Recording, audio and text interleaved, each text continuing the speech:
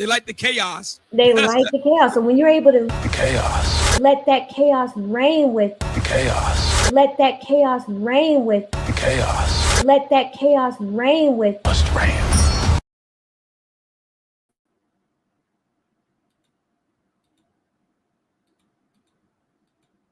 All right.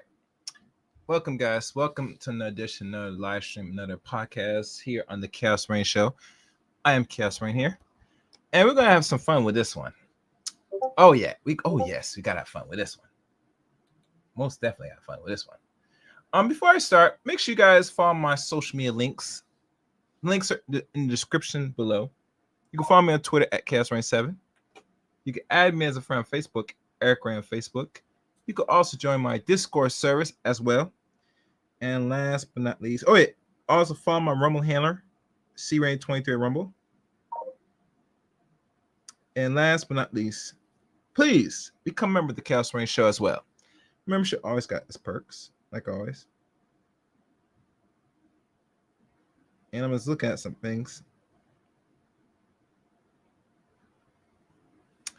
All right. So what we gonna do? We're gonna look at this debate by the one they call Andrew Williams, I think. And I guess this is a black female feminist. And it looks like it's a very heated debate or a very intriguing debate. I'm not gonna go through all of it. You know where to find this by the guys on the set of the whatever podcast. They do some great work. So let's begin and let's listen to the conversation. And guys, as you're watching the stream, please support the channel and hit the like button. If anything, the like will go much further than anything else. And if you have a serious question or you find some intriguing, hit in the super chat. Let's go. Fair use. Statement. Yes, thank you, Andrew. I do think that is an interesting claim that I don't, state my arguments, because I've actually been watching some of your content and I've noticed kind of a similar trend as well within these debates where you will ask your debater questions but will not put forth your argument, including in your opening statement. You state force doctrine, but instead of elaborating on it, you consistently talk about what I've talked about, which only one of those topics was actually related to feminism. Now, when it comes to my actual beliefs, I think my goal and my hope for this country is to see us advance as a society. I would like to see everyone have bodily autonomy, and I would like for the vast majority of people, if not everyone, to have their basic needs met.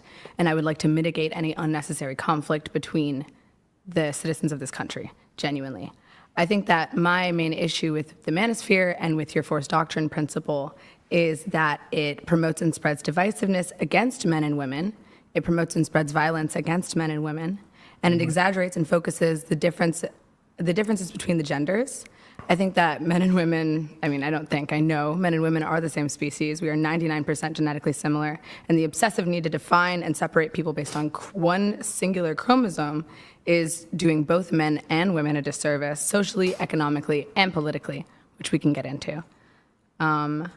I'm ready to open it up if you want to. Yeah, I sure. guess, actually, I'd love to start with a question for you.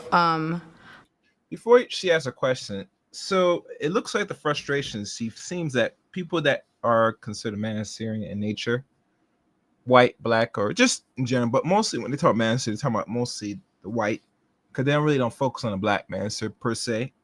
I think they steal a lot of ideals from black Manasir, but that's not a question. That she thinks that it promotes divisiveness, violence towards mostly women, very little men, and that is far not the truth. Men have always expressed they want equal exchange and equal fairness in regards to simple things in regards to family formation. Nothing too complex. They keep it simple. And I think the state views that women are more better commodity because they will spend more, consume more, and give more into the state. So by default, they're going to have to pressure the male species here in America, because it makes money. That's my views. But let's hear her ask her question. And as you know, I will stop it from some time to I want to get it to play a certain amount because I want it to go for as much of this content as possible. If I can get through halfway, which I doubt, that'll be an accomplishment. But we shall see. Let's go. Fairies. I would like to go back to the force doctrine theory, if we can. I just kind of want to understand more. I know you've talked a lot about the equal force objection in the past. You've said men have essentially a monopoly on force. Correct. If I'm correct. Okay, perfect. Do you want me to walk you through the argument? No, I'm going to elaborate. Thank you. And that rights exist through physical force, and that our legal system is based on physical force. So I guess I kind of just want to hear you elaborate on that now, if you're welcome. So you want my argument for the force doctrine? Yep. Okay, let's hear it. so what force doctrine is saying is very simple. That feminism, if you at least agree with my definition, and it seems broadly feminists do, Yeah. that it's a movement towards egalitarianism and equity and the removal of patriarchy. If you can't have an oppressed class without an oppressor class, at least not from the Marxist feminist view. In the case, if women are being oppressed, they're not being oppressed by wolves, they're being oppressed by men, right? So if that's the case, then my argument to them is that whatever you believe this oppression is, you will actually have to appeal to men in order to either relinquish whatever this oppression is, or concede to whatever it is that they want, because collectively women actually cannot overthrow any patriarchal systems. They rely on the force of men. And so if men, anytime they want to, decide to remove women's rights, there's actually not anything women can do about it, but the opposition is not true. The opposite is not true. Women cannot collectivize and take away men's rights. Okay, so are you essentially saying that women do not deserve the right to fight for their own that's free will an or ought have claim. free will? Yeah, that's an ought claim. I'm not making an ought claim. I'm trying to get us to the descriptor first. So Okay. instead of making a prescriptive statement, I'm starting with a descriptive statement. What is true, and then we can worry about what should be true after we can determine what is true. Okay, but I'm trying to see, like, structurally, how does that work in the real world? Are you saying that women should not fight for their rights because they... Listen, let's back up so I can distinguish two things. Okay. Is, ought, right? Sure. I'm not trying to bridge the is-ought gap. I'm trying to start with a descriptive claim. So if the descriptive claim is true, then we can move to the prescriptive side of it. But right now, you would either need to agree with me that descriptively I'm right or that descriptively I'm wrong. I can't agree with you to say that descriptively you're right Okay. until you apply what you're saying in theory to the practice of modern day society. How does your equal force objection, how does this principle work in society?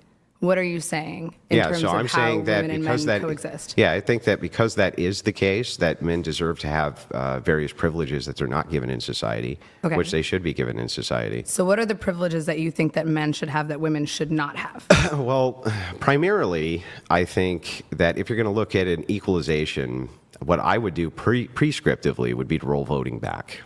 And that's for both sexes. I think that rolling voting back for both sexes is a good idea, and have some sort of perhaps like one house voting system or one marriage voting system, or people who have done some sort of collective service to the state for a voting system. I think that those things would all be very good systems for everybody. Why? Now I would apply that, I would apply that broadly to men, and I would apply that to women.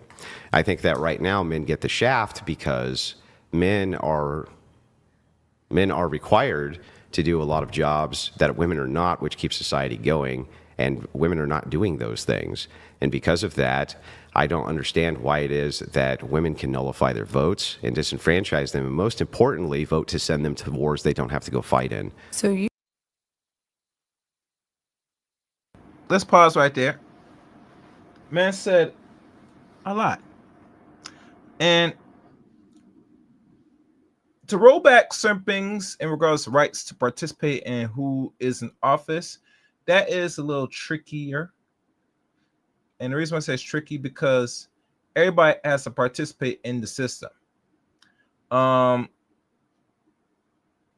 the funny thing about rolling back that is you're going to have to recondition the population and give justification why you should not be allowed to vote at a certain point in your development or a certain age. Now, in regards to age of voting, I think maybe making the age around 20 or 21 might make more better sense. And I think the older the better. I think in your 20s you might have a more better perspective. Or how you see the environment is going. 18 years old, I just don't see it now today because mostly that's still in high school or just about to get high school, the first thing that want to come to mind is just to get out in the world, either start working or to party, or let's go as far as just have fun. They're not really focused on really who's in politics like that, and really they have no understanding because a lot of them are not really educated enough in politics. Now, some are not even going to be well read if the school teaches basic politics, in my opinion. So rolling about that, making it a little bit older will probably go much more. Removing it, I don't know. Anyway, let's go. Various. You would like to disenfranchise both the men and women's vote. Most of them, yes. I What think would be a better idea. this achieve? Well, it would achieve the same thing our founders basically wanted to achieve, which is that they thought that you would have to have a stake in the country in order to vote. But if you live in the country and if you exist in the country and if you're being legislated by the laws that the country is making, don't you have a stake in that? No, not always. You don't? In fact, many times you don't. Many times, many people actually get more back from the state than they put into the state. So that's at the expense of other people. Who is that? So there's lots of people who get a mass amount back from the government that they never pay to the government. This can happen through things like Social Security disability, things like welfare, things like even earned income child credit that you may receive, even though you don't actually pay anything into the system or very little into the system. But it's a crime to lie on your taxes and commit. Isn't that tax fraud to claim a dependent? No. There's just that is tax fraud. No. It's not tax. Listen, it's not that you're tax fraud. I'm saying taking that there's care of. people who get more out of the system than they put into the system. Okay, but they're still at stake because they still live here now. Are their lives not at stake if we're legislating them? But that wouldn't follow that because they live here, they deserve the right to vote, though. Yes, no taxation without representation. That's the point of representative democracy is that everyone is represented. Then how come the founding fathers didn't give everybody the right to vote from the beginning? I mean, the founding fathers also endorsed and owned slaves. Do you agree with chattel slavery? Just let her finish. Go ahead. I mean, the Well, founding she just fathers asked- also endorsed and owned slaves. Just let her finish. But Do you believe in chattel slavery? So you do realize that they could do bad thing, right? I can agree that's bad thing, but that has nothing relationally to do with how they set up the system of government. I mean, I thought this was going to be a debate on feminism. Honestly, I think that's kind of wild because it sounds like you're disenfranchising men. So who do you think would be? Are you trying to go back? I'm not. You are. You're taking I'm away. not disenfranchising men. Calm down. I'll explain. But if you're taking away the votes of a man because he is not, I guess, landowning, is that what's the criteria for having a vote? I think ultimately more men would be voting because they would have more stake. So can I ask? Can every man go to prison? Yeah. Okay. If they commit a crime, they can go to prison. Yeah. Everyone can do that. Yes. Okay. And everyone is in this country has to abide by the laws of this country. Otherwise, they will go to prison. Yes? Yeah. Okay. So why wouldn't they be allowed to vote on the representatives that define those laws? That is a stake. If you can go to prison for committing a crime that is created by the government, then you do have a stake legislatively in the laws that the government creates. That still wouldn't follow that you would need to vote.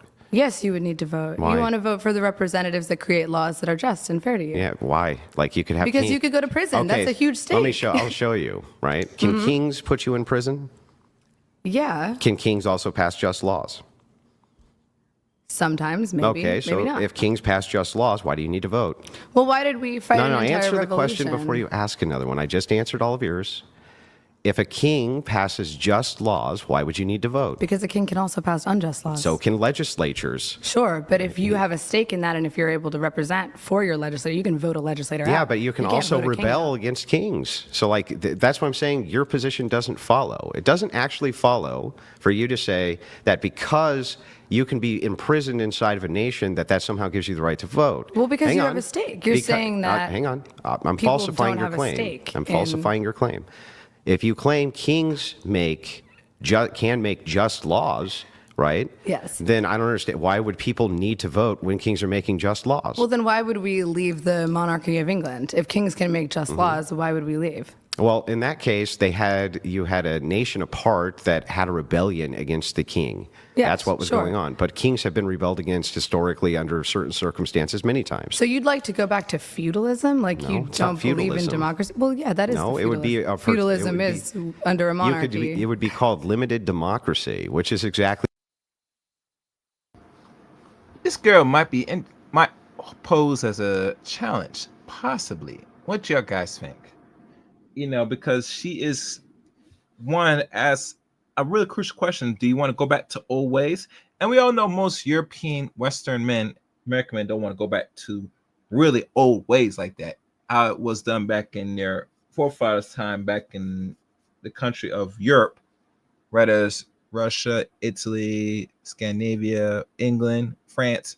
They really want to really have their way, where they make the rules in their favor while everybody else does not be involved. And we all know America, unfortunately, it's just that everybody's involved one way or the other, whether we like it or not. I'm just saying. Make sure you guys like this video. As you come in and like the video, don't escape the likes. Likes are free. Sometimes I look at periodically, see how we're doing the likes, but please like the stream. And I'm just taking a look right now. Let me see what's going on here.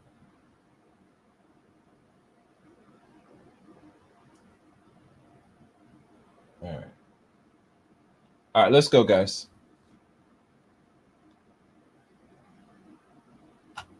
Let's go.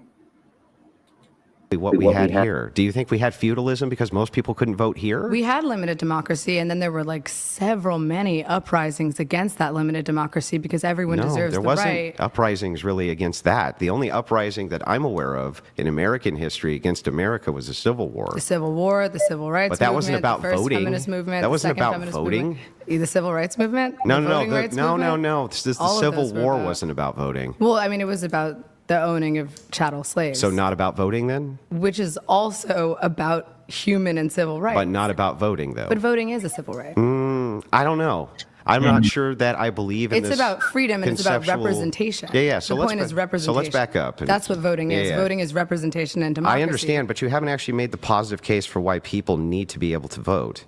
People need to be able to vote because they have a stake in the legislation of this country. If you can be imprisoned at this country, if you can be robbed of your bodily autonomy by the legislators of this country, then you should be able to have a stake in what the laws that those legislators are making. Well, let's see if this makes sense. Do you agree with me that individual voters don't actually have very much power at all? Individual voters, no, but that's the point of a collective voting body. I'm with you. So individuals already don't really have very much power just because they can vote, right? Sure. So isn't it the case, actually, that what you're advocating for is political tribalism? Because you don't have individual power as a voter, you actually have to tribalize with other voters in order to have any sort of collective power, right? Well, you're taking away power from all the voters, so it wouldn't even be answer my question, please? Tribalism, the idea that you, as the individual, do not have power, right? Yes. You do have to collectivize with other people, right? Okay, but how is taking away Can you a answer vote? Yes or no? No. Yeah. Okay. No. But said here's my no. question. How is taking away more people's votes disincentivizing political tribalism? Yes, because now I have to band with someone. Because now I have to band with someone who has a vote. I don't even get a stake. So you're saying because people don't have enough power to vote, I'm going to take what little power they do have. You're not away. answering my question, though. It just doesn't make sense structurally. Yeah, I know, but you got to answer my question. It just doesn't sound like you believe in. It sounds like you need to democracy. answer my question, though. It sounds like. Now, Andrew, most of these ladies nowadays, when you pressure them and then really put the finger at them, they're not going to be in the business answering questions. They sure as hell will talk you down to the teeth, to the bone. They will run their mouths like, and don't answer a simple question. And that's why I'm not sure why dudes entertain these type of ladies, because they're not going to answer the question, because they're going to be at fault for it. They're going to feel at fault and had to admit when they give a yes or no answer. That's my assumption why they don't answer straight questions, especially questions that are very much simple, in my opinion. Very serious. Your question is meant to can trap you- me because can you your just, argument Can you is just riddled with answer the logical question, fallacies. please? It What's fallacious about my argument? You're saying that people do not have a stake in this country, therefore they do not have a right to vote. It's not what I said. Yes, What you're it doing is. is a straw man fallacy. Can we go back to what you he can said? go. You can go back. Can What we I go said back to you that? specifically is what you're saying doesn't logically follow. And when I'm talking about political tribalism, do you agree with me that you do, if you need to have collectives to have actual political power, are you not promoting political tribalism? If you need to have but that's how voting works. It's about a majority. So then you are Yes. promoting collective political tribalism, right? So voting and then the will of the majority is essentially political tribalism, is what you're saying? Well, it's not really the will of the majority. It is the will Here's of what the happens. majority. No, not really. Do you understand how voting works? Do you? Yeah. Okay, well then tell me how it's the will of the majority when a California legislator gets elected. Well, everyone who would like to vote can vote, and then whoever What gets about- the most what about the votes people in Georgia? wins. Well, why would a person in Georgia get to vote on a So legislator it's not for a really the California state collective, it's legislator? the tribe, right? But then Georgians get to vote for their Right, state so it's a legislator. tribe then? And then all of those legislators come together So it's a to tribe. create laws. So it's a tribe? It's not a tribe, but Well, those are called states. Yeah, That's what states are voting for their own interests, right? But states will vote for the governors. Yeah. Why would I get to vote for the governor? Wait, Hold on, pause. Hold on. Let her Listen to finish. me. Why would I get to vote for the governor of, let's say, Tennessee, if I Right. don't live in Tennessee? Makes sense. Okay. So it's almost So then like why these would- individual states, right? They vote along tribal lines for that state's particular interests, right? Yes, and They're then not, each state has a representative right, in which the they send. collective government. Sure. In the federal government, right? You're Uh-huh. talking about in our Senate and in our Congress, right? Yes. Great. So let's start with this. If it is the case that you have California and Nevada, these are two states which are next to each other, you agree, Sure. right? Yes. Can these states vote against each other's interests when it Of comes course to they can. resources? In the federal government, yes. they No, can. even at the state level they can, right? Why would they be able to at the state level? I can't vote for the Nevada governor. I can't vote for Because perhaps there's something Nevada that perhaps Nevada has some type of, I don't know, assessed a tax or something like this that they're able to collect, which disproportionately affects Californians in some way. They can do that, right? What law is that? Whatever it would be, they So can do it. does it exist or does it not exist? Listen, can they do that? Can they do that is my question. Can Nevada legislate against California? No, they're not legislating against. Listen to my question. Actually, I want you to repeat my question so I know you actually heard it. I'm sorry, I'm not a dog. I don't Can you repeat things. it? Well, it's No. called steelmanning a position. Just say the question. then. Okay. Can states vote against other states' interests simply by having a neighboring state, right? Mm-hmm. Let's just say, for instance, that you were to have, like, I don't know, trucks which went between Nevada and California, right? Yes. And California took advantage of this by raising taxes on gasoline, but only on the border areas where these goods came in. This disproportionately hurts Nevada truckers for some reason, right? They can do that, right? Yes, they can do that. Okay, great. So in California, if that was beneficial to Californians, they would basically be voting for their tribe against Nevada, right? But is that happening? It or does are you happen. just trying to use a hypothetical? No, there's tons and tons of instances where different states. Guys, I see more people watching. You know, likes are free. You could just hit the like button as you're in the building. I would surely appreciate it. And if you have any serious questions, hit it in super chat. But please hit the like button. Likes are free. Thank you. Fair use. Do various things, even asking for federal money in overages compared to other states for different problems. Same thing with disaster support. They definitely are all trying to support their tribe, right? Okay, so because states can potentially, hypothetically, vote against another state's interest, men and women should not have the right to No, vote. that's not the conclusion. But that was your argument. No, the that's- privilege is no, we're- you again, stated do you know what a no descriptor voting, both is? sexes, What's a one marriage voting system. Why don't you understand the difference between a descriptor and prescriptor? What did I prescribe? What you prescribed is one voting system, is a Yes. voting system in which What both I'm men doing- and women are disenfranchised. Yeah, what I'm doing right now is I'm giving you descriptors so we can determine if it's tribalism or not, because you said it's not tribalism to have collectivism in voting blocks, which is insane. But what you haven't been able to answer is why disenfranchising more voters is somehow Well, let me- solving Okay, political Hold on, just tribalism. let her get to the end All of the right. sentence, please. Well, Go let me ahead. explain it Sure. the best way that I possibly can. I hope Your you try. worldview promotes political tribalism. So what happens is this: NGOs can go to our government and they can bribe them for voting blocks, and that's exactly what they do. Non-government organizations do this, and lobbyists do this. And what they do is they raid the treasury from people like you and me so that they can bribe certain portions of the electorate in order to incentivize them to collectivize. Okay. That's why black people often vote as a monolith, for instance. They vote monolithically, up to 80, 90% together, especially in national elections, because they're made certain promises out of the treasury from the electorate, usually at the expense of other forms of voters. This is 100% tribalism. So how are NGOs bribing politicians, influencing who black people as individuals choose to vote for? I think, in my opinion, they're giving black folks a false promise. I think not known, but let's say, not guessing, that staying with the Democrat side, as long as Black people has been staying with Democrats, they're hoping that they're going to get a fair ride in regards to what is necessary for the Black community, in regards to the right policies, the right programs, et cetera, et cetera, et cetera. But we already know, and we know it's from most, not just Democratic parties, but also Republicans, that overall in a long time and continuing, that Black people not gonna get a really easy ride here in America, unless you're going out for your way, which really makes no sense. But okay, out for your way will not solve the problem. So Black people subscribe to it, and I think mostly Black people subscribe to it because mostly Black people think they gain benefit. That's why they subscribe to it, in my opinion. That's just me. All right, let's go. How do NGOs do that?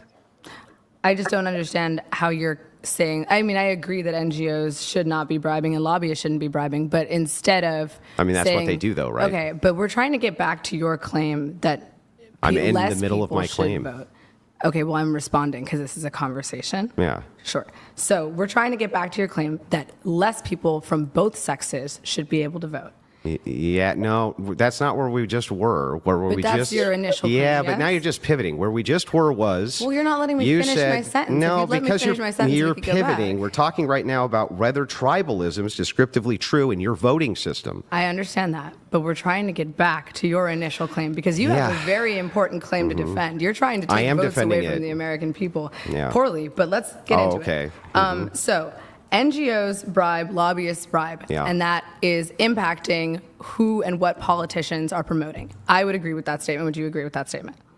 Well, not just what they're promoting, but also they are setting the precedent for laws themselves. Okay, yes. So sure. they actually, I would even argue back that NGOs and private think groups write the laws in which politicians most often execute, and so do bankers as well. I agree with that. So why would taking away votes from the average American and singular citizen prevent NGOs and lobbyists from having an ability to impact and predict and create laws? Yeah, so if you move to stakeholder democracy, this idea that you had to have some sort of public service or something like this, it actually collectivizes down the voting pool, which adds responsibility to the voters who can then be held accountable, which right now voters can't be.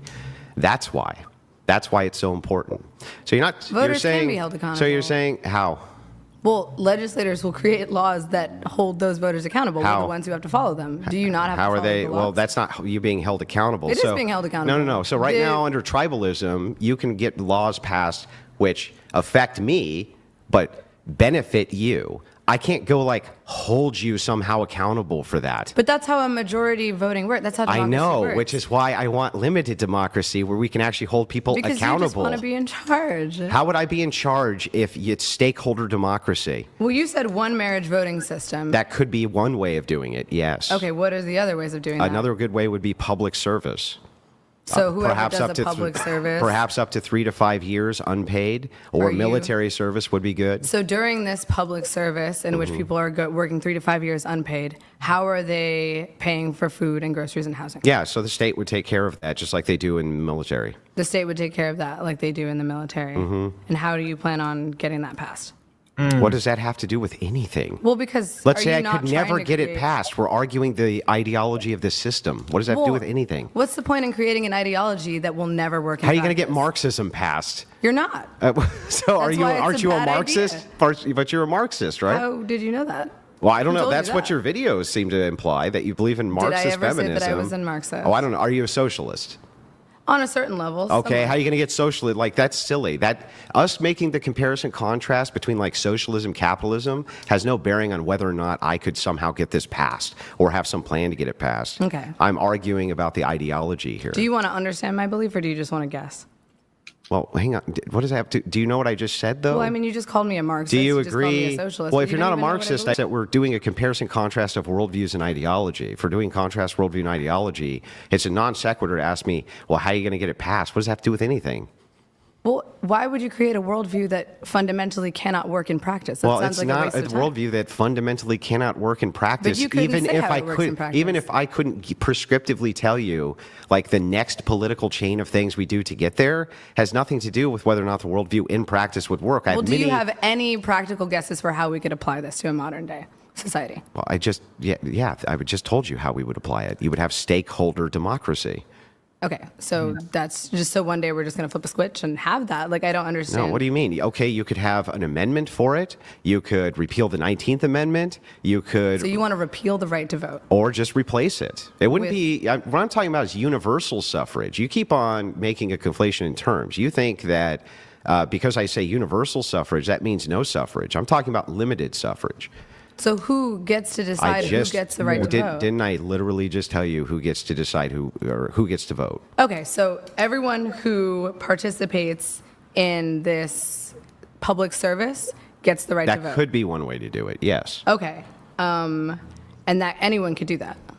You wanted to? Yeah, people could do it if they're willing to give up X amount of years of their lives for unpaid service so that they could then vote. But it's not unpaid service because the government would be paying for their food and their housing. Yeah, but you wouldn't be getting anything additional to that. Okay, well, why not just have civil servants who are already... Because civil servants have specific jobs to do, like, working at the DMV and stuff like that, and working in the Social Security office. So you're basically saying anyone who does community service should get the right to vote? No, some sort of civil occupational service under the state. That could be like civil firefighting work, maybe. It could be civil paramedic work. It could be there's all sorts of different things you can look at for stakeholder democracy. When we've seen it applied around the world, it's been somewhat successful. And do the laws apply to everyone in the society or just the people who choose to participate? Still apply to democracy? everyone, yeah. Okay. So how can you create and apply a law to people who are not represented? I just don't understand. Morally, how do you justify? There's nothing immoral about it. There's nothing immoral about. I mean, but that's like, kind of I would say it's consent. more immoral. Why is it moral for an 18-year-old to nullify the vote of a 41-year-old if the 18-year-old doesn't even know what they're voting for? How's that moral? Well, because the 18-year-old is still... Oh, that's a very good question. An 18 nullify a vote of a 45 or even go as far as 67-year-old man. Because mostly the people that's in the White House are men. That's very insightful, Andrew. I like that. That makes a good argument. I know she has a comeback for that. Let's listen if she has a rebuttal. I don't think so because that makes sense. Subject to the laws of the state. Yeah, but they don't even know what they're voting for. Can an 18-year-old go to jail? Oh, guys, I'm checking, make sure what we're doing in the likes. Check how we're doing likes because I see people popping in and out. It would be respectful if you come in and hit the like button. Let me check. Where is it? I'm checking out how we're doing likes. If I continue this. Yeah, we can do some more likes. Guys, likes are free. I know new people coming on, and I know you don't want to hit the like button and watch it, but it'd be respectful if you like this content or just in general. Just hit the like button. Like won't kill you, guys. Hit the like button. Like the stream. Let it be known in the algorithm that this is live, please. All right, let's go. For 20 years. A 16-year-old can. Should they be able to vote? 16-year-olds can't go to jail. Yes, they can. 16-year-olds can go to jail for life. Should they be able to vote? I mean, no, but why? Well, why would they not? Be going Why to not? jail The for- laws apply to them, though. Why would a 16-year-old be going? Hang to on, I don't jail, understand. though? Because he murdered someone. Okay, that's fair. I mean, if you Yeah. murder someone, that's a whole. So I don't understand. Why can't he vote? The Well, laws because we apply to all him. Why can't he understand vote? that. Yeah, but we all understand that. No, we all understand it's not an argument. Why does a 16-year-old get to vote, even though all the laws apply to the 16-year-old? Why does he get to vote? No, the laws apply. They start in juvenile detention, and then at 18, they get the right to go. So laws apply to 16-year-olds? But you're retried at 18. So when you laws start at apply to 16-year-olds? Some laws, of course. Okay, yes. great. Why can't they vote then? So babies should get the right to vote? That's I mean, my you're a question minor. to you. That makes no sense. Exactly. So why do we limit it to 18? Well, that's the age that we've defined as being a legal adult. That's the age that we as a country have universally agreed with our right to vote is. Yeah, but what the makes age of that a legal good adult. idea? Just That's because the you age of arbitrarily. consent. That's the age Yeah, of- but just because you arbitrarily say, for instance, that because you're 18 and you're an adult, like you can't buy cigarettes, you can't buy beer, you can't Yeah. rent a car, but you're an adult. And now you can vote in the So would you like to participation of lower the democracy. age of At an least adult? raise it.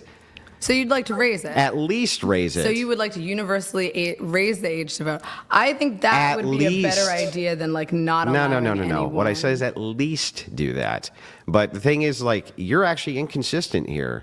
Your whole argument is to say if laws affect people, they should have a right to vote. But we have an entire cast of people from the age 17 down who laws apply to and can't vote. And you just are like, you shrug that off like you didn't contradict yourself. I'm pretty sure it has something to do with brain development. But we've all, like, you have to have an Not fully age at developed which- till what, 25 according But how to do you have a the society studies? in which you don't have an age that someone becomes a leader? I agree, but why couldn't you have a society in which you had stakeholder democracy? It would Because be, it's the nobody- same logic. So if you're saying that we should not disenfranchise children, why would you then disenfranchise people who are legal adults? When did I ever make the claim that I wanted children to be able to vote? You just said that if everyone should have the No, I right to vote. told you. Man, this woman is dumb. Oh my goodness. Dude, you are aware that once you're at legal age, stage 18, you're actually a consenting adult. You are. Did y'all know this woman think that most people that are 18 years old are children? You see how mental retardation we are as a society? 18 years old is a child. Do you know that they send boys to war that's not even over the age of 18, roughly 16 or 17 at best? You're a man once you're able to have intelligence. The only thing that's different in your manhood is how you're raised and groomed in your development as a man. And normally in other societies, most young people, if I'm right, are fully more developed than people here in America. We're like backwards in our development in regards to not only age of consent, but of other things, aspects to preserve yourself as an adult. Cooking, cleaning, doing basic stuff, responsibility, accountability. Those things, this is a lost art because now we have conditioned the society here to be like children. Do you guys agree with me or don't agree with me? If you do, hit number 1 and make sure you subscribe to the channel. Let's go and like the stream. That your view is inconsistent. If it is the case propositionally, you say, Andrew, if laws apply to people, they should be able to vote. Except, I don't know, everybody's 17 and under. That's inconsistent. Because the hang laws on, hang do on. apply to children It's differently than they inconsistent apply to and a adults. contradiction. But laws do apply to What about the children laws that differently don't? than they do. What about the laws that don't? What about the laws where you're 17 years old and you can be tried as an adult? Well, those are to protect like public freedom. I mean, Right. but everyone loses civil liberties when they are a danger to the public. Yeah, but That's everyone. Do you understand that you're making a contradiction when you say if laws should apply to all people should have a right to vote because they have laws which can be applied, they can be sent to prison was your example. That would have to include everyone under the age of 18. But people under the age of 18 don't go to adult Yes, prisons. they do all No, the they time. don't. Yes, they do. What's your source? That is, you want me to give you sources of 16, 17-year-olds tried as adults and sent to adult prisons? Okay, but that's like an exception for exclusively horrific crimes. I mean, those are violent offenders. Does the law apply to them or not? To violent offenders, if you are a threat to public safety, yes. Okay. Everyone who Then is a if threat the to public law safety, applies to them and they can be sent to jail, then by your logic, they should be able to vote, which But for means those you're in offenders, they are- contradiction. To those offenders, they are sent to juvenile detention centers until they turn 18, and then they are sent to an adult prison. They are still they're tried sent as a child. often to adult centers, even at 17, to adult prisons. You can be sentenced as an adult, but you can't be sent to an adult prison at the age of 16. This would depend widely on the state that you're in. It's not rigorously enforced across the board like you think. There's not like, I don't think there's federal laws which say this. But Well, then I even if think it were that's the case, wrong. I'll just grant it. Well, then that's wrong. I'll even grant the entire thing. It still wouldn't matter. Laws apply to them. They can still be sent to prison. They fit both of your criteria. Therefore, if you say they shouldn't be able to vote, your worldview's in contradiction. Well, then I think that's wrong. I don't believe that children should be tried as adults until they have become adults. So no I laws disagree with apply to that. children. No. Well, then why shouldn't they be able to vote? A threat to public safety always applies to everyone. Threats to public safety always apply to everyone. Yeah, but why shouldn't they be able to vote if laws apply to them? That's your example. Laws apply to children, but they are not in practice punished in the same way that they apply to adults. It's applied Can they be differently. punished? Of course they can Then be why punished. can't they vote? But you have to have some way to maintain societal control. Children aren't just allowed to do whatever the fuck they want because they're Right. kids. You need to be able to have some sort of societal control. So Yes. this would mean necessarily disenfranchising some people, wouldn't it? It would mean necessarily disenfranchising children. Yes, they're not no, adults. it would also mean disenfranchising prisoners. Do you want prisoners to vote on their right to own guns in a prison? Not their right to own guns in a prison. Well, then you're But I do disenfranchising think them. that people who were in prison and then leave prison should then have Felons? the right to vote. But they're disenfranchised currently under the law, right? No, they're not. Yes, they are. If you're a felon, you can't vote. Yes. Oh, well, once they leave, yes, I do think that that's disenfranchisement, and I think Florida just rolled that back. Yeah, for but Florida. what's wrong with disenfranchising like murderers for life? What's wrong with disenfranchisement? Well, they would be in jail for life. If No, they no, no. committed a They're murder. out of jail. They're just felons, so they can't vote. Well, I think that felons should be able to vote once they Should have felons be able to own guns? No, because Oh, well, I don't understand you. So you're again, But do you you are so understand- inconsistent with your Pause, Meta. disenfranchising. Pookie, do you understand? What? Disenfranchisement should exist so long as someone is a threat to public safety. The reason why prisoners are not allowed to vote who are currently in prison is because they are a threat to public safety. 16-year-olds aren't a threat to public safety. No, but they're children. You can't allow anyone to So vote you who's a can child. arbitrarily disenfranchise people based on the fact that you think they're not capable of making good voting decisions, right? No, a child is legally different than an adult. Because they can't make You can't have good- sex with a child. Because That they would be can't make statutory rape. because they can't make good decisions. No, because they're legally classified as a child. Do you not understand what Because a they child is? can't make good decisions. Because they're 2 and 3 and 4. They're not legally an So adult. they can't make good decisions. No, they can make good decisions, but generally speaking, you can't have children vote. There is a I legal age agree to with vote. you. You can't. Okay. But why is it then that if I were to say that I only want 25-year-olds to vote, I would be disenfranchising? But you didn't say you only want 25-year-olds to vote. You do you said understand? that you only want one marriage voting system per household. Yeah, You well, that's said one way, yeah. You want less of But- both adult men and But do you adult understand how women my to be view is able to vote. consistent, but yours isn't? Because if you were to agree with me that you wanted, like, okay, Andrew, I would compromise the 25-year-olds voting. You've now disenfranchised everyone from the ages of 18 through 24. If you were considered all a legal overnight. adult, you should be able to vote. That's my state. If you are considered a legal adult, if you are tried as an adult, if you are allowed to buy a house, Yeah. have a child, But that leads to the problem is that leads to political tribalism.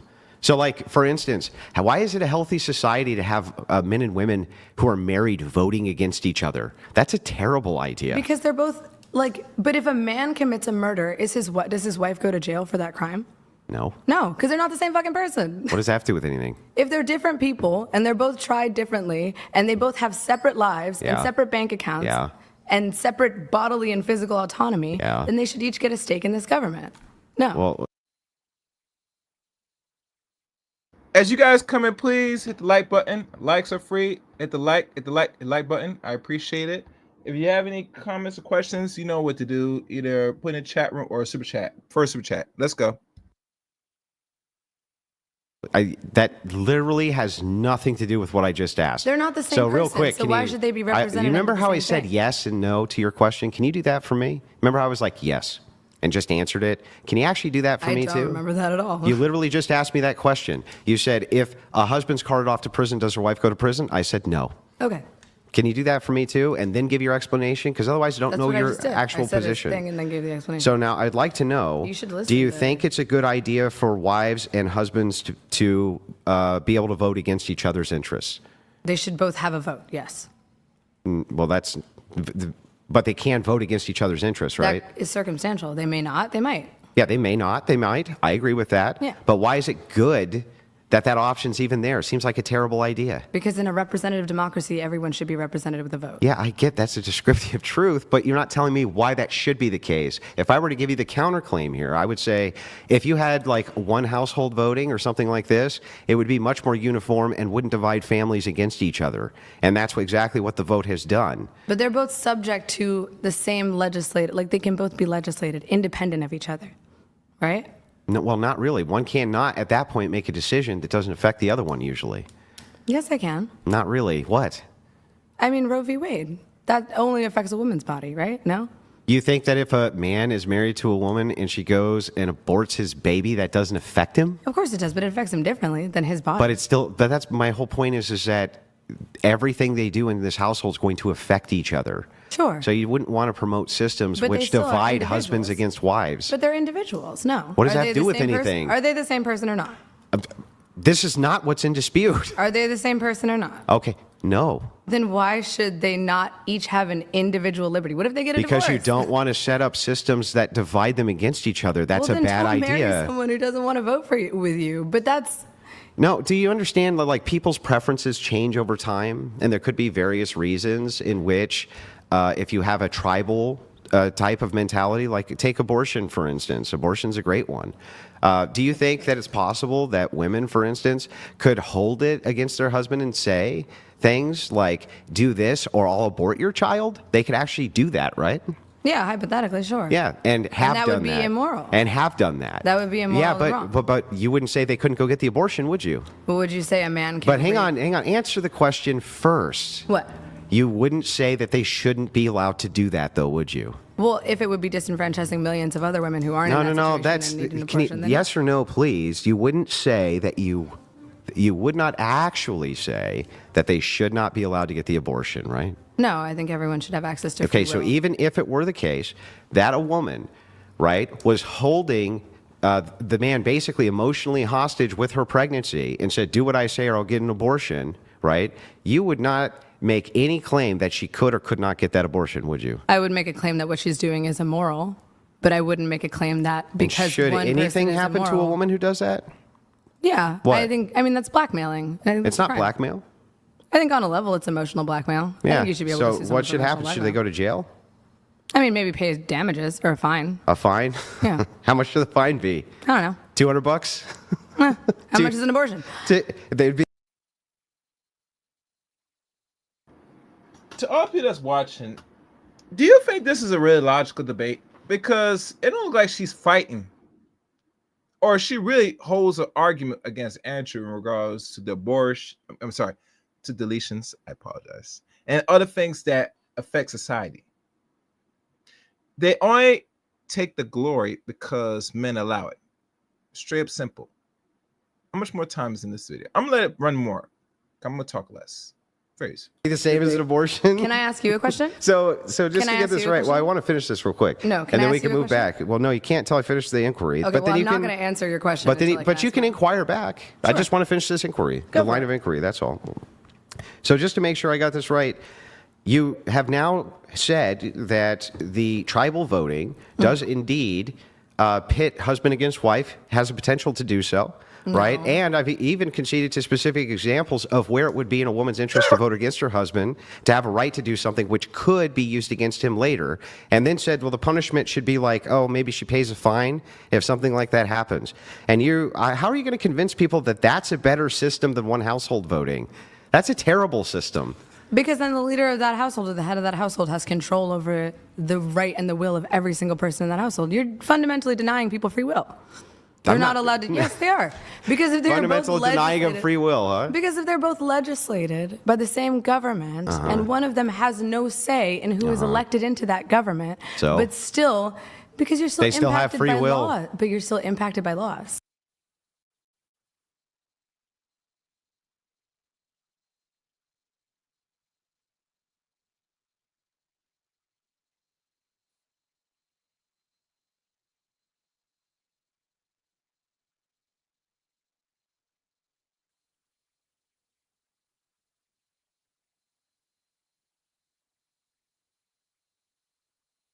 So what? You're being impacted by laws when you're 17. They can't vote. You have a consistency Not at the issue. same extent as an 18-year-old. Not at the same They extent. as an can adult. have it to the same extent as an 18-year-old.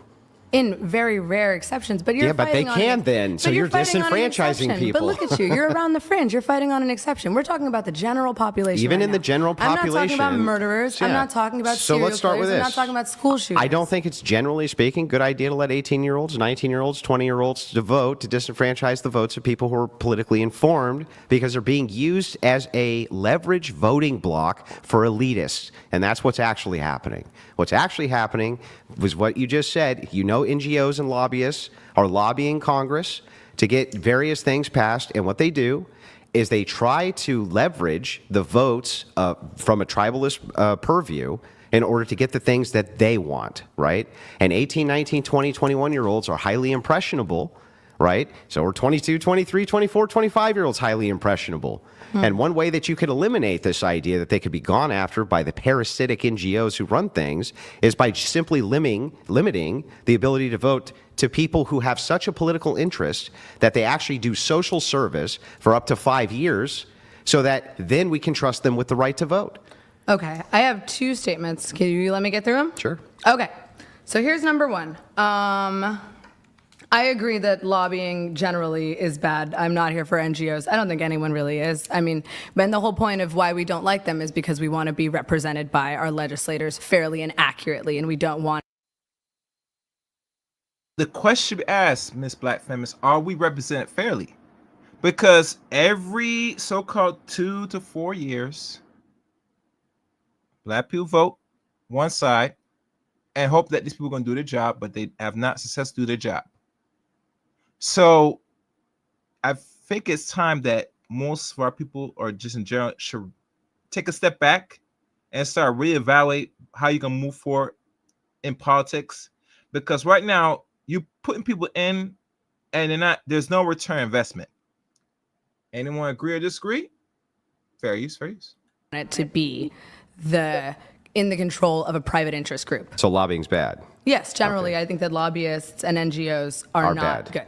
But what I don't understand is, if that's the issue, why not ban NGOs? Why not have a platform that's standing against NGOs and lobbyists? I think that'd be something great. Yeah, so if you this did is that, that'd be awesome. Yeah, so this is a great question, but here's the problem, right? Yeah. This is the leverage of tribalism and why you can't really do that. So on social issues, right? There are NGOs out there, for instance, who have a vested interest in abortions being legal, right? This goes out into the social ethos, and now we're battling over the social issue. We have become tribal, right? We've become tribal. Then you have NGOs who battle against it, let's say, this social issue. They also are making a ton of money off of the counter battle, let's say, also utilizing political tribalism. The whole idea here is divisive tribalism is what enables NGOs to begin with. They make a ton of money off of it, especially off of race hustling and DEI. So then again, why not just ban NGOs and lobbyists? Yeah, you can't.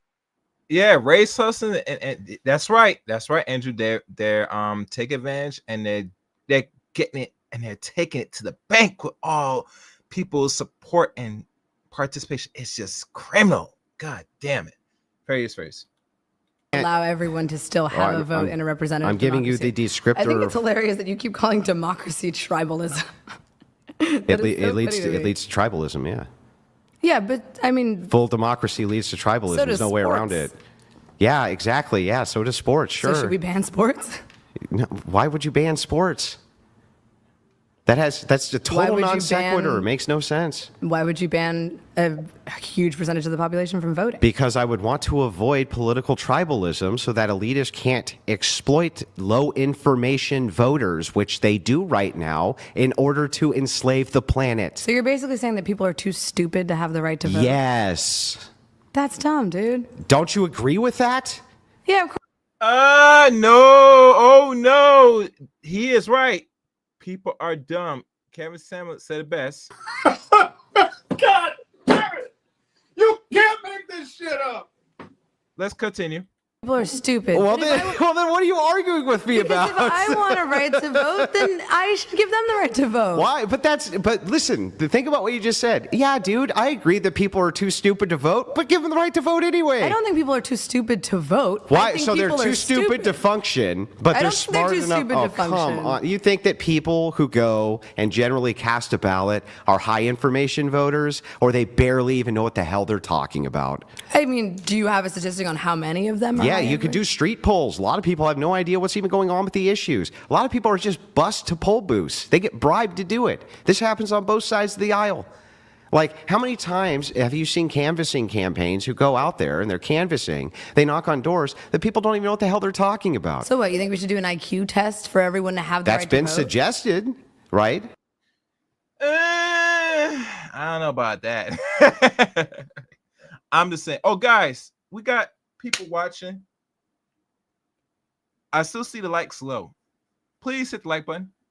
Likes are free. Hit the like. And if you feel so kindly, support the channel. You know what it is. You know what time it is, guys. Do I have to say more? I want my money. I told you. Where is my money? Benny, bring me everyone. I need my money. I need my money. What do you mean everyone? If you guys not supporting with the super chat, please, and I'll honestly hit the like button. That's all I ask for. Nothing more. Let's continue. Farious. But I have a better plan than an IQ test. I would not disenfranchise a person from being able to vote because they have like an average IQ. Yeah. What I would do is disenfranchise a person to vote if they were low information. One way I could find out if they were really politically motivated is if they sacrificed years of their lives to the state in order to get that right to vote. So you want to punish people for being stupid? No, I just don't want them to nullify well-informed votes from people who are smart and on the issues and understand the issues. But taking away someone's vote would be punishing them in a sense. It's not punishing them. Yeah, it kind of It's is. actually stopping them from punishing themselves and the rest of society because they're easily exploited by social elites. That's fair. I mean, but why not then just target education? Like, why not then We try to spend fund 5% of the entire GDP of the United States on education. It's the highest anywhere in the world, and we have some of the dumbest people on planet Earth. Our literacy rate is barely, you know what the literacy No, rate it's- is. yeah, it's garbage. It's trash. And Yeah. And that's intentional. Because how are you going to control a population of over 100 and, my fault, we have 333 million Americans in America. How you can control population if you do not dumb it down? And one of the key factors is the illiteracy rate. Did y'all know the illiteracy rate right now? I think one time years ago it was like 6th grade reading level, and that's basic for reading the newspaper. I think now it might either went up to 8th grade or went down. At the end of the day, the literacy rate reflects the whole population and the intelligence of how people are seeing things and reading what's going on. Because most information is hidden in the words, for those that know. Let's continue. Farious. I'm reading our chat room. Yes, keep the people dumb. Exactly. Keep the people dumb. Exactly. We spend 5%, the biggest GDP on planet Earth. We spend 5% total of our GDP on education. And you think that education's going to solve the problem of the low Well, if information the voter? issue is that people are stupid, help them be smarter. There's a lot of that is a mixture of genes and environment and nourishment and all sorts of different things. It's like you can't, this whole progressive Well, if it's idea. environment and nourishment, Hang on. then why not detect This those whole things? stupid progressive Yes, that's why I think they have Robert Kennedy Jr. now addressing the nutrition by removing the additives, the artificial sweeteners, high corn fructose syrup, all that stuff. Did y'all know that the artificial sweeteners lead a risk of having type 2 diabetes? Did y'all know that the sweeteners you drink, those high artificial sweeteners, increase the risk of diabetes and other health problems? Did y'all know that? Let me see. Oh, somebody wrote. They figured out how many prison beds they will need by testing their. Yes, that's one of them. Yeah, the genes are a little weird. I'm not sure why he mentioned genes. But let's keep going.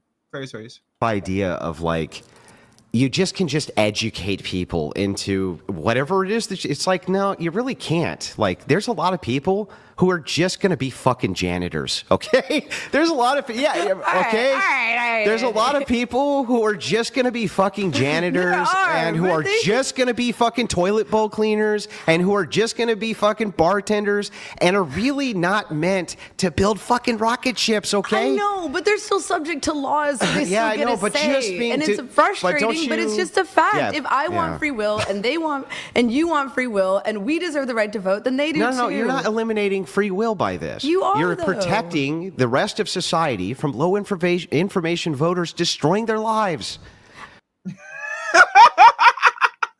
Yo, Andrew's wicked. I tell you that much. One guy wrote here, no, that's crazy. Is using regular sugar better? Drinking regular pop, not diet. I think that's a question. I normally I would prefer a super chat, but I'll answer this.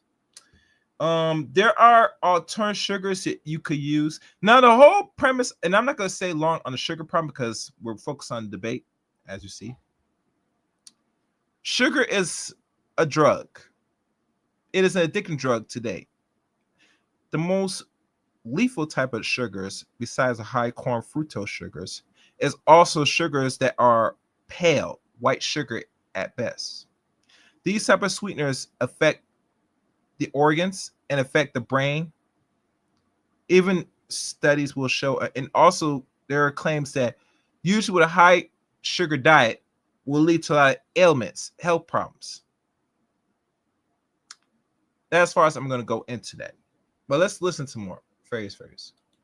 Like, Yeah, do you but think you really still think? can't Let me ask you take this. someone else's free Let me will ask you because this. they're stupid. If you were to, yeah, but you're not really doing that. What You you're are. doing. A vote is an exercise No. in free will. Let me ask you this: if you had to choose, Yes. right, for your family, Sure. and you knew that you could move them to a place where there was a bunch of people who were highly informed on political processes in the local community, or you can move them to a place where people didn't give a shit, right?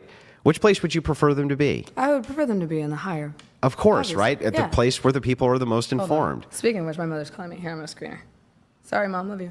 Now, if you were able to, if these people were able to cast votes and nullify all of the votes of you high information voters, right? Wouldn't it actually be better for them and for you to disenfranchise their voting so that you guys could actually vote on political and policy issues that made sense? Well, I don't think that stupid people are nullifying all of the votes of smart people.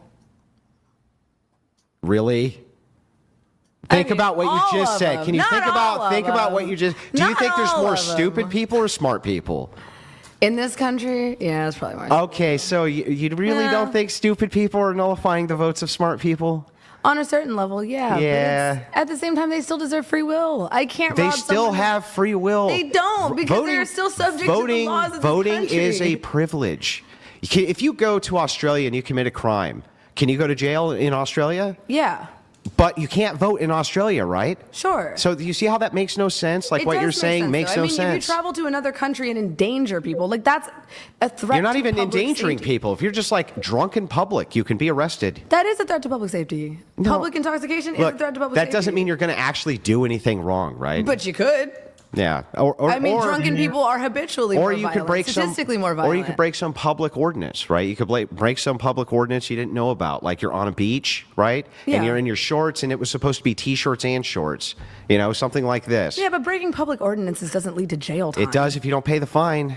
Well, then you should pay the fucking fine. Well, see what I mean, though? So you are subject to those laws, Yes. and you are subject to imprisonment based on those laws. You And if should that's be- the case, you can't vote in those countries. Okay, but you're not a citizen of that country. You're still a citizen of this country. If you were a citizen That's my of this whole country point, and you though. live here and you are subject to the Yeah. laws of this country for your entire life, from Yeah. birth to death, Yeah. you should have Why do you a want stake. why do you want dumb people to disenfranchise your well-informed vote?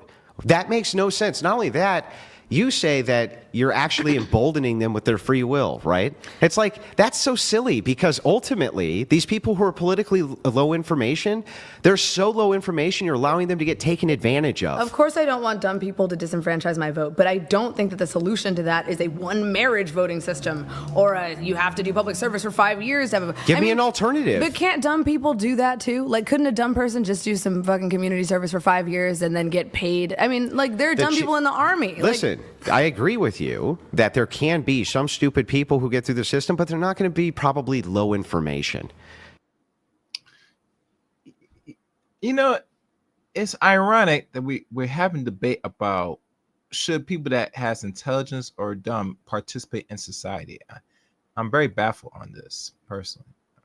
I think that most people that if you're contributing in the society, and I mean contributing, you need to participate in certain merits of society. And for those that's watching this channel, I'm gonna be honest with y'all. You think outside America, these countries that are third world or first world have a problem with educating their population up so they know what is going on to the degree that they're going to accept it or not? That's my question I want to answer everybody. How does he define dumb and low information voters? That's a good question. I think he defines it by in my opinion, I think he defines it by, I'm not sure he goes by the racial aspects, but I think he defines low and dumb information people by how they carry themselves, in my opinion. That's how I view it. I think he views that logic through how people carry themselves. That's my only thinking. I could be wrong. So let's continue on to this tape. And guys, I'm still saying that the likes are low. We could raise the likes a little bit more. If you're not on YouTube, come to YouTube and watch us on YouTube. I think that might be the wrong problem. And support the channel if you can. We always have a goal to meet. Let's go.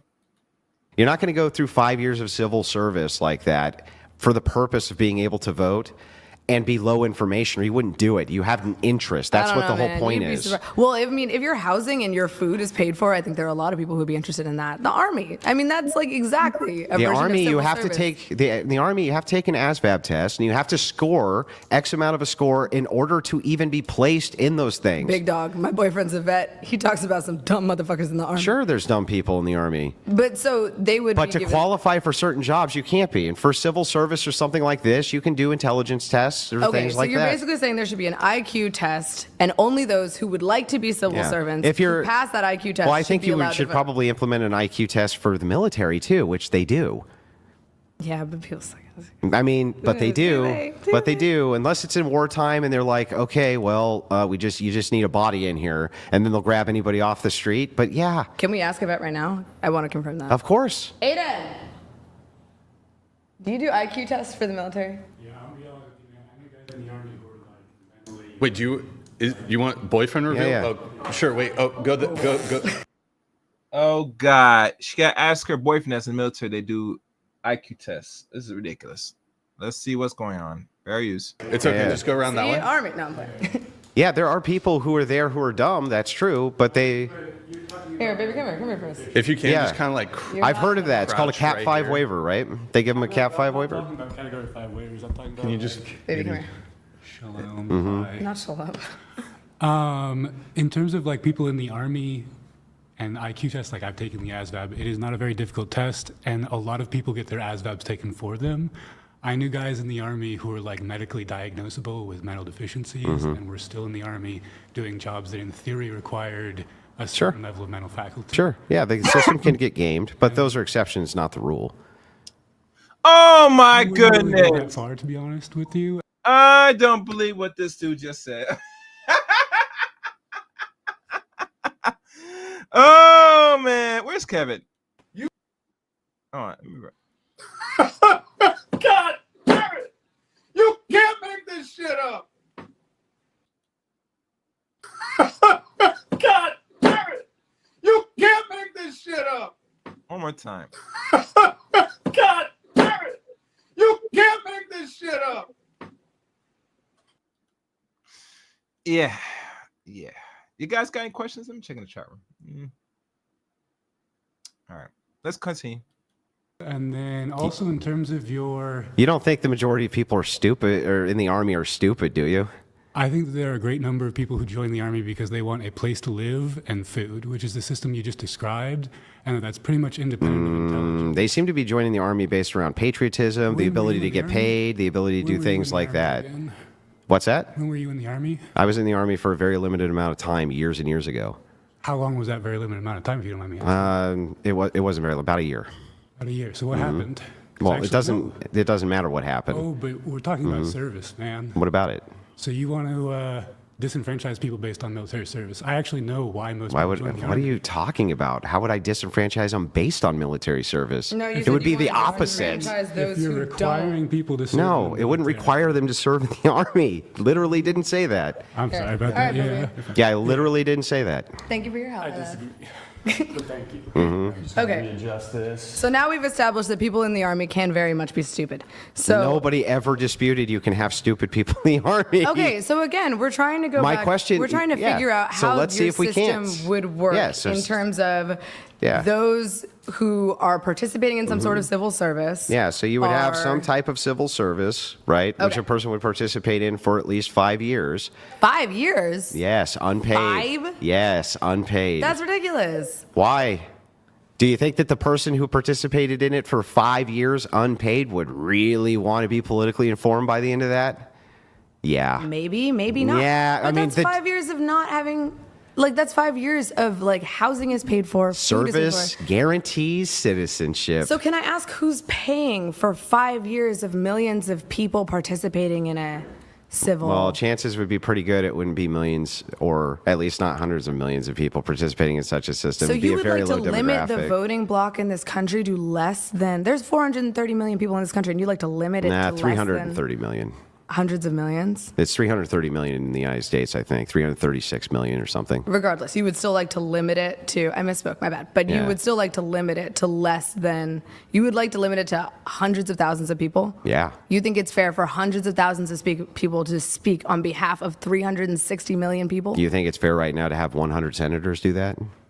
No, but we still vote for the senators. Yeah, we I vote know, for but the senators. do you though. really think you're getting... They don't just hang walk on. up and say, "Hello, do you, sir, I would do you like to think be a you're senator." really Like, getting you're voting. Wait, you think you're really getting political representation inside of a state like New York with 2 people? To correct the brother, to correct the man, it's actually 300 and now 42 million. It's the population of America now.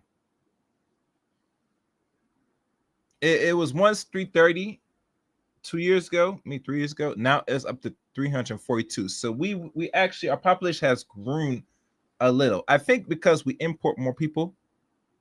That's why it grew slightly, but who knows? All right. I see somebody wrote something in the chat room. Let me see.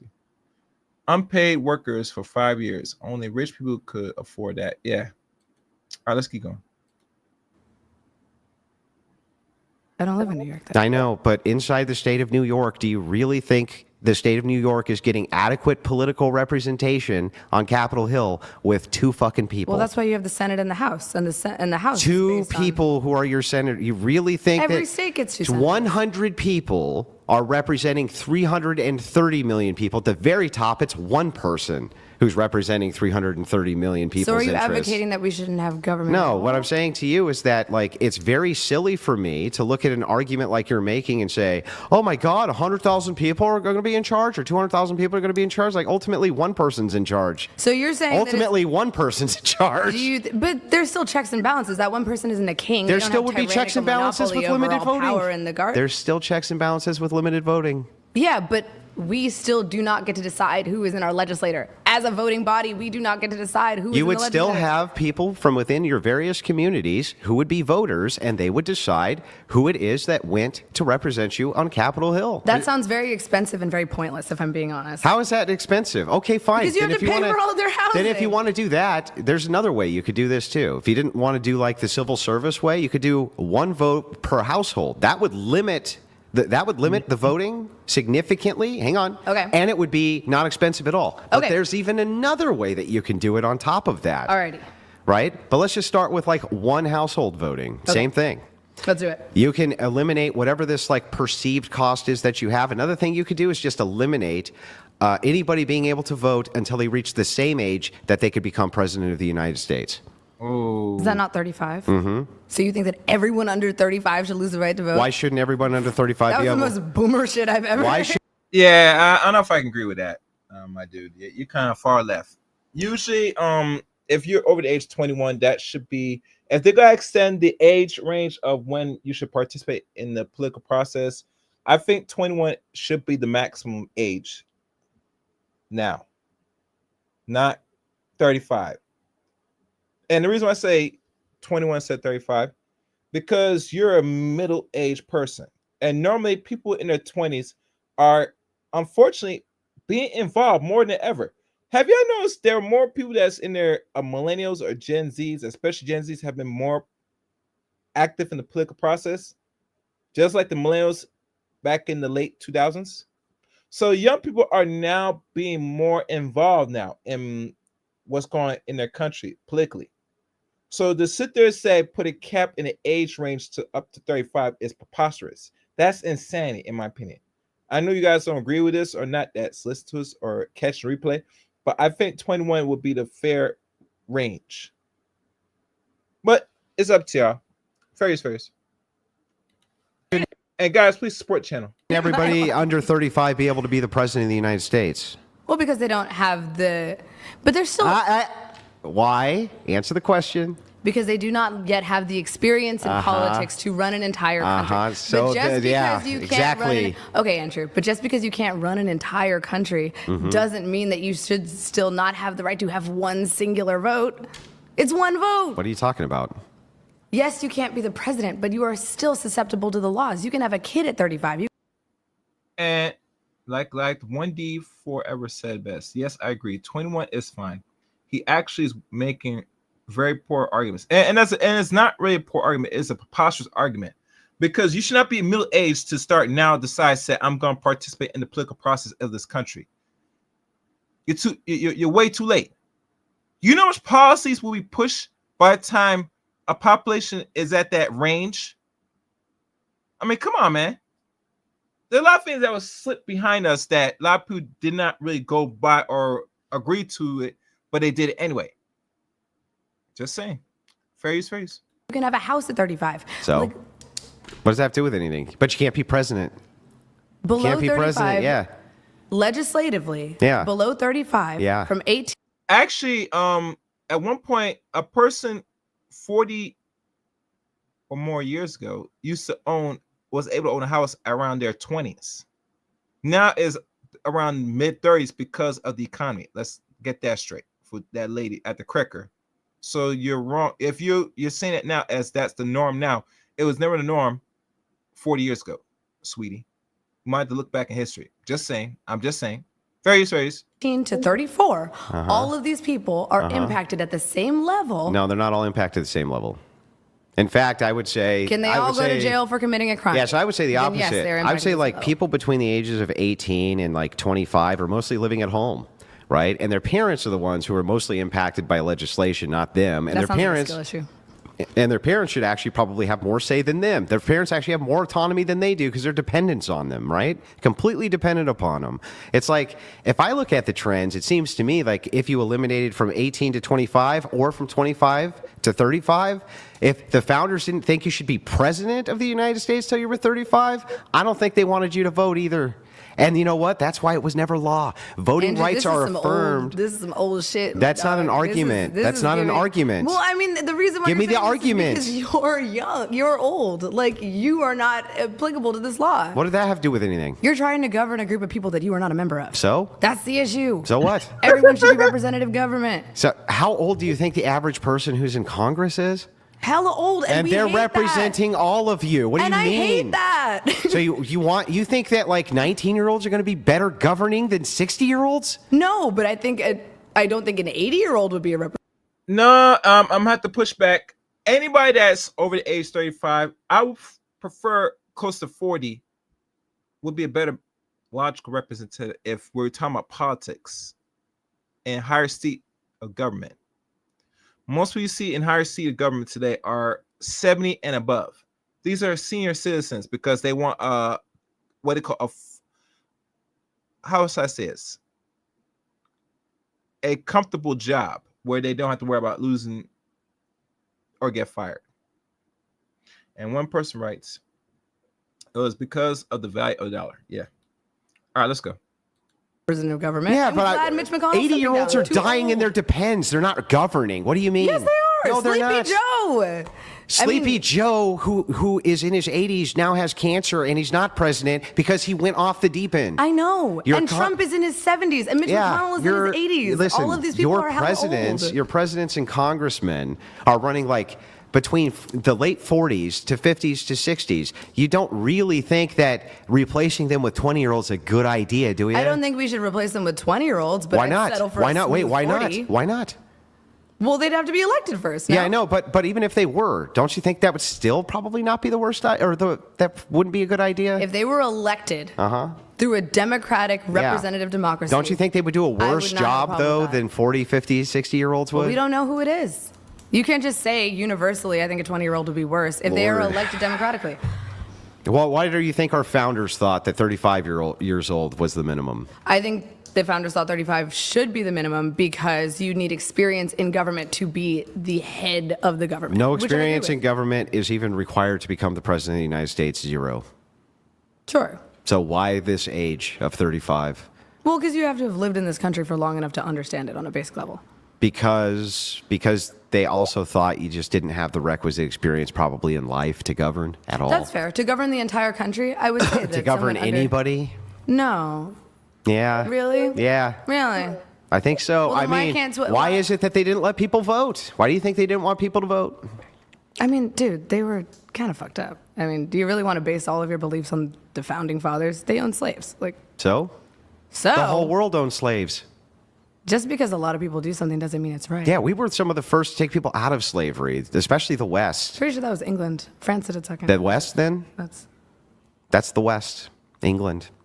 not America. That's the West, which is what I said. The But do you know the West. difference? You said we were the first as in America. The no? West is Oh. what I said. I The mean, I don't West. think we're the same country as England. Sure, we're Yeah, all but in we're the part same of the hemisphere. West, right? Yeah, Like but England? We are not run by the same government as England. Yeah, We but, fought a whole but war we're about part it. of the West, and I said the West.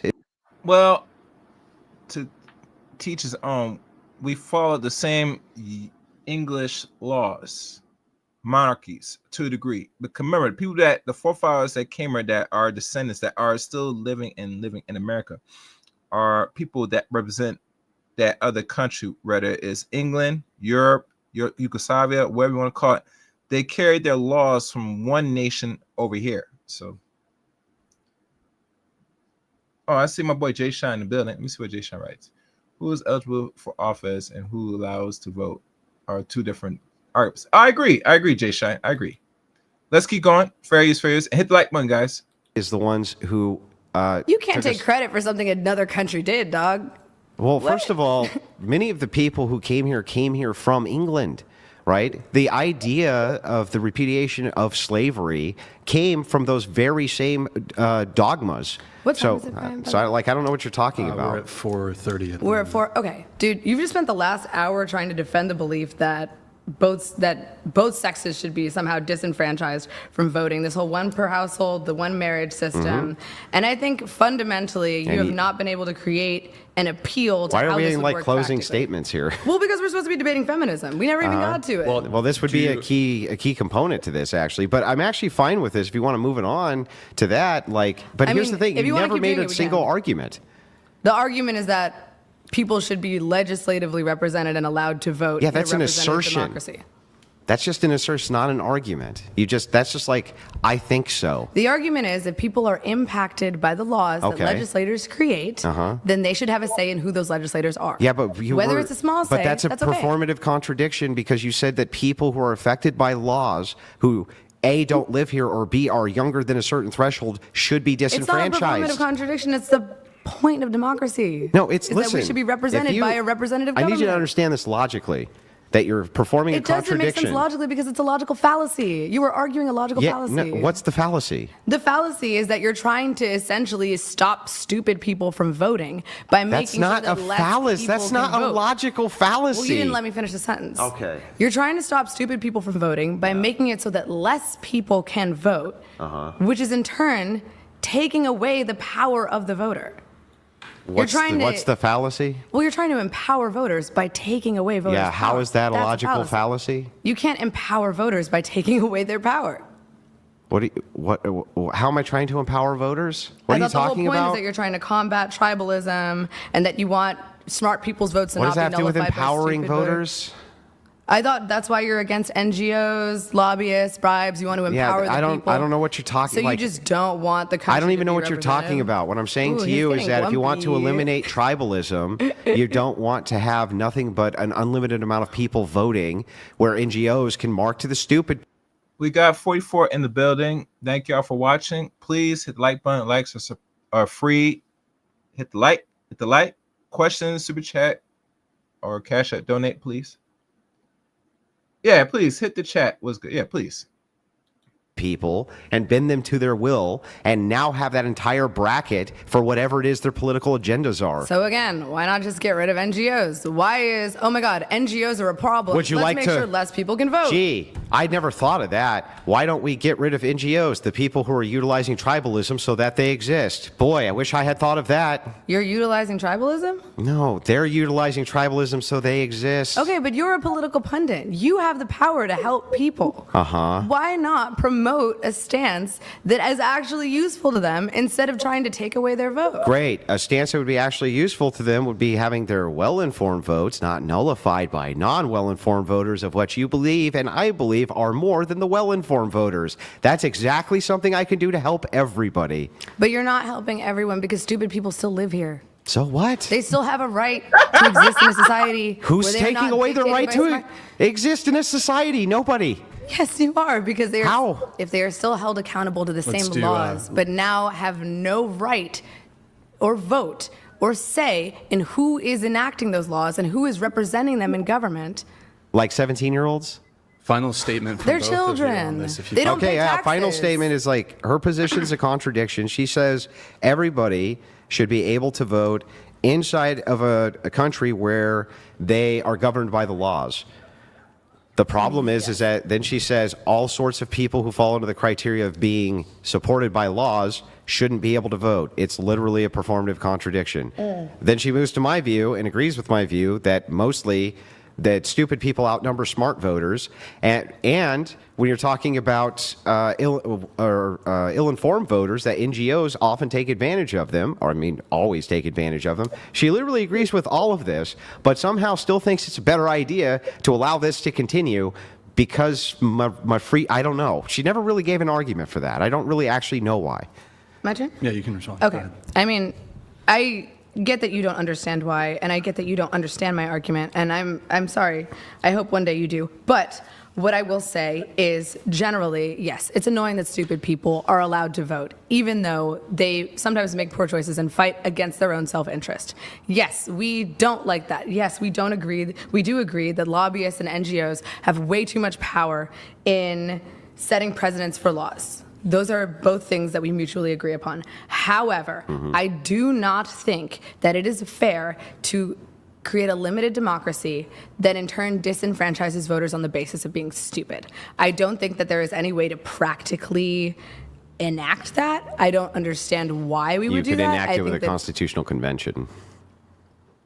That's how you would do it. And you don't think that the millions of people who now have lost the right to vote they'd be like, okay. Well, they wouldn't have a choice. I mean, sure. Protests, riots, there's all sorts of ways that people have fought against a government. I mean, you're basically trying to call the country's bluff on whether or not they care about having the right to vote, which I think is just stupid. I think personally it's pointless, and I think that the function of a democracy is to make sure that everyone who has to abide by these laws is represented in government. Is that flawed? Yes. That's not even But the true. way, Like, that's are you not- going to let Hold me on. finish? Did I interrupt Let's let you? her finish, then we're moving Oh, on. we're moving on. We're going to Okay. move on. Yeah. So finish Sorry. your thing, then we're going to move Okay, on. so anyway, back to my statement. Yes, this government is flawed. You know, with a fair sparring of back and forth in a good way, it would be nice that, when they go through these short closing statements of this point of the debate, I'm hoping you guys will pick which one you think won this portion of the debate. Do you guys want to do a poll quickly as this plays on to see who won the first part of the debate? Let me know in the chat room. Yes, NGOs have too much power. Yes, it's annoying when stupid people do stupid things. But at the same time, the right to vote is a human right under a representative democracy in the United States of America. To take that away from voters is not the answer to creating a more educated voting body. Like, just genuinely, it's just not. All right, here's what we're going to do. We have a couple chats that are going to come through. Guys, if you want. All right, I'm going to do a quick pause and do a quick vote. And then I'm going to keep going. Hold on, let me see who's these. Did Andrew win? Who won?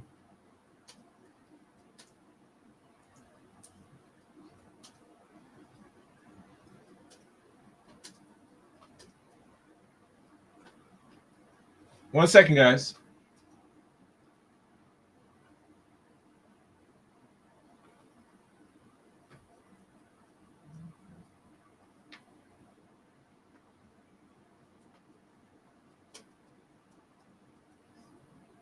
All right. So now I'm going to put the poll in. I'm going to fast forward this. Oh, damn, I spelled it wrong.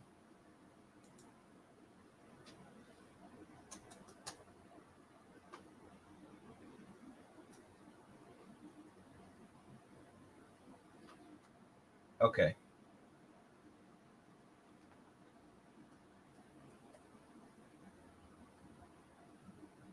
All right. Maybe I did that right. Let's see if I did that right. So the poll's up. Give y'all a minute or two. Participate now as the poll goes up. I'm going to fast forward this into the next discussion. Let me see. I see some people right in the chat room. Let's see. Jay Shine writes, and who decides who low information? He's spewing WS ideology right now. He is. Next comment. What's this?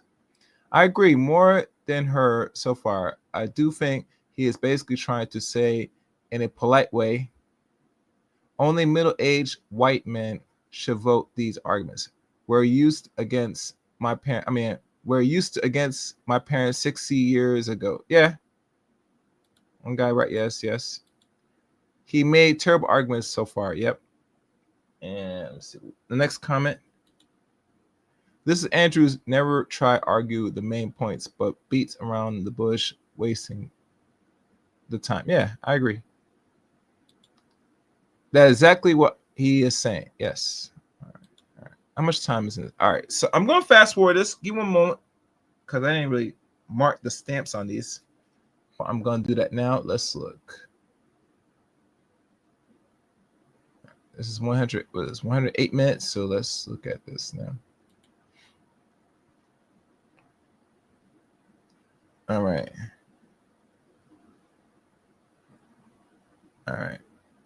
Okay. All right, I'm gonna fast forward 2 minutes. So let's fast forward 2 minutes from here. Let's go. You would just be looking for, like, if somebody was going to enter into service, that they had at least the IQ capacity to do it, so they weren't like mentally retarded. Well, I mean, isn't the whole point that we're trying to prevent stupid people from voting? Oh, and this question that was asked, for those that don't know, is asked the IQ test for voting. Why Andrew thinks there should be implement of an IQ test. Let's listen in.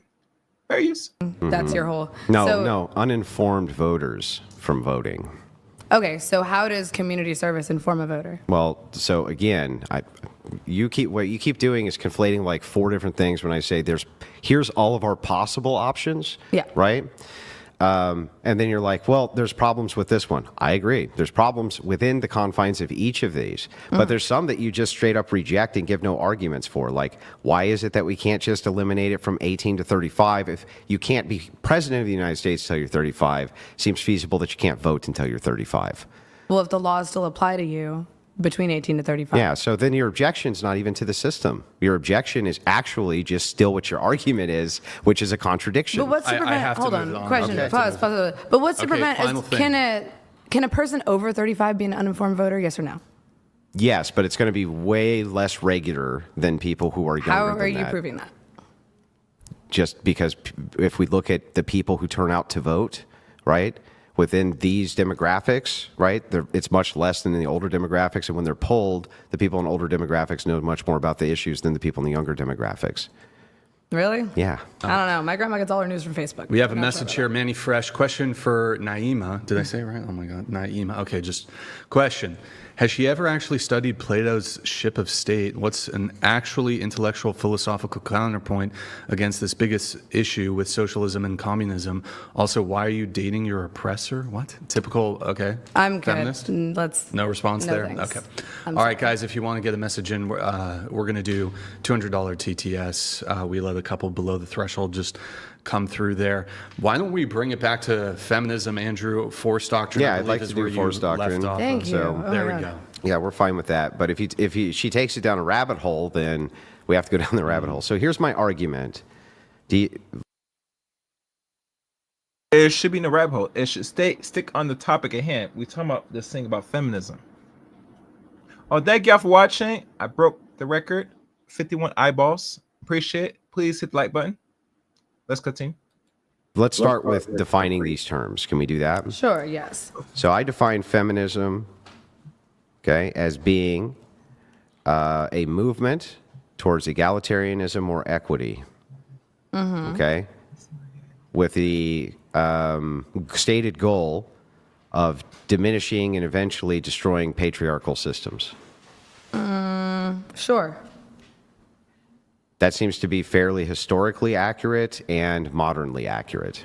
Yes. Movement towards equity, goal of eliminating patriarchal systems? Yes. Okay, I'll take it. Okay, so when I say the word going forward enforcer, what I mean by that word is people who utilize inside of society some form of force or in order to either execute laws, right, or keep people safe in some capacity. That would be an enforcer, okay?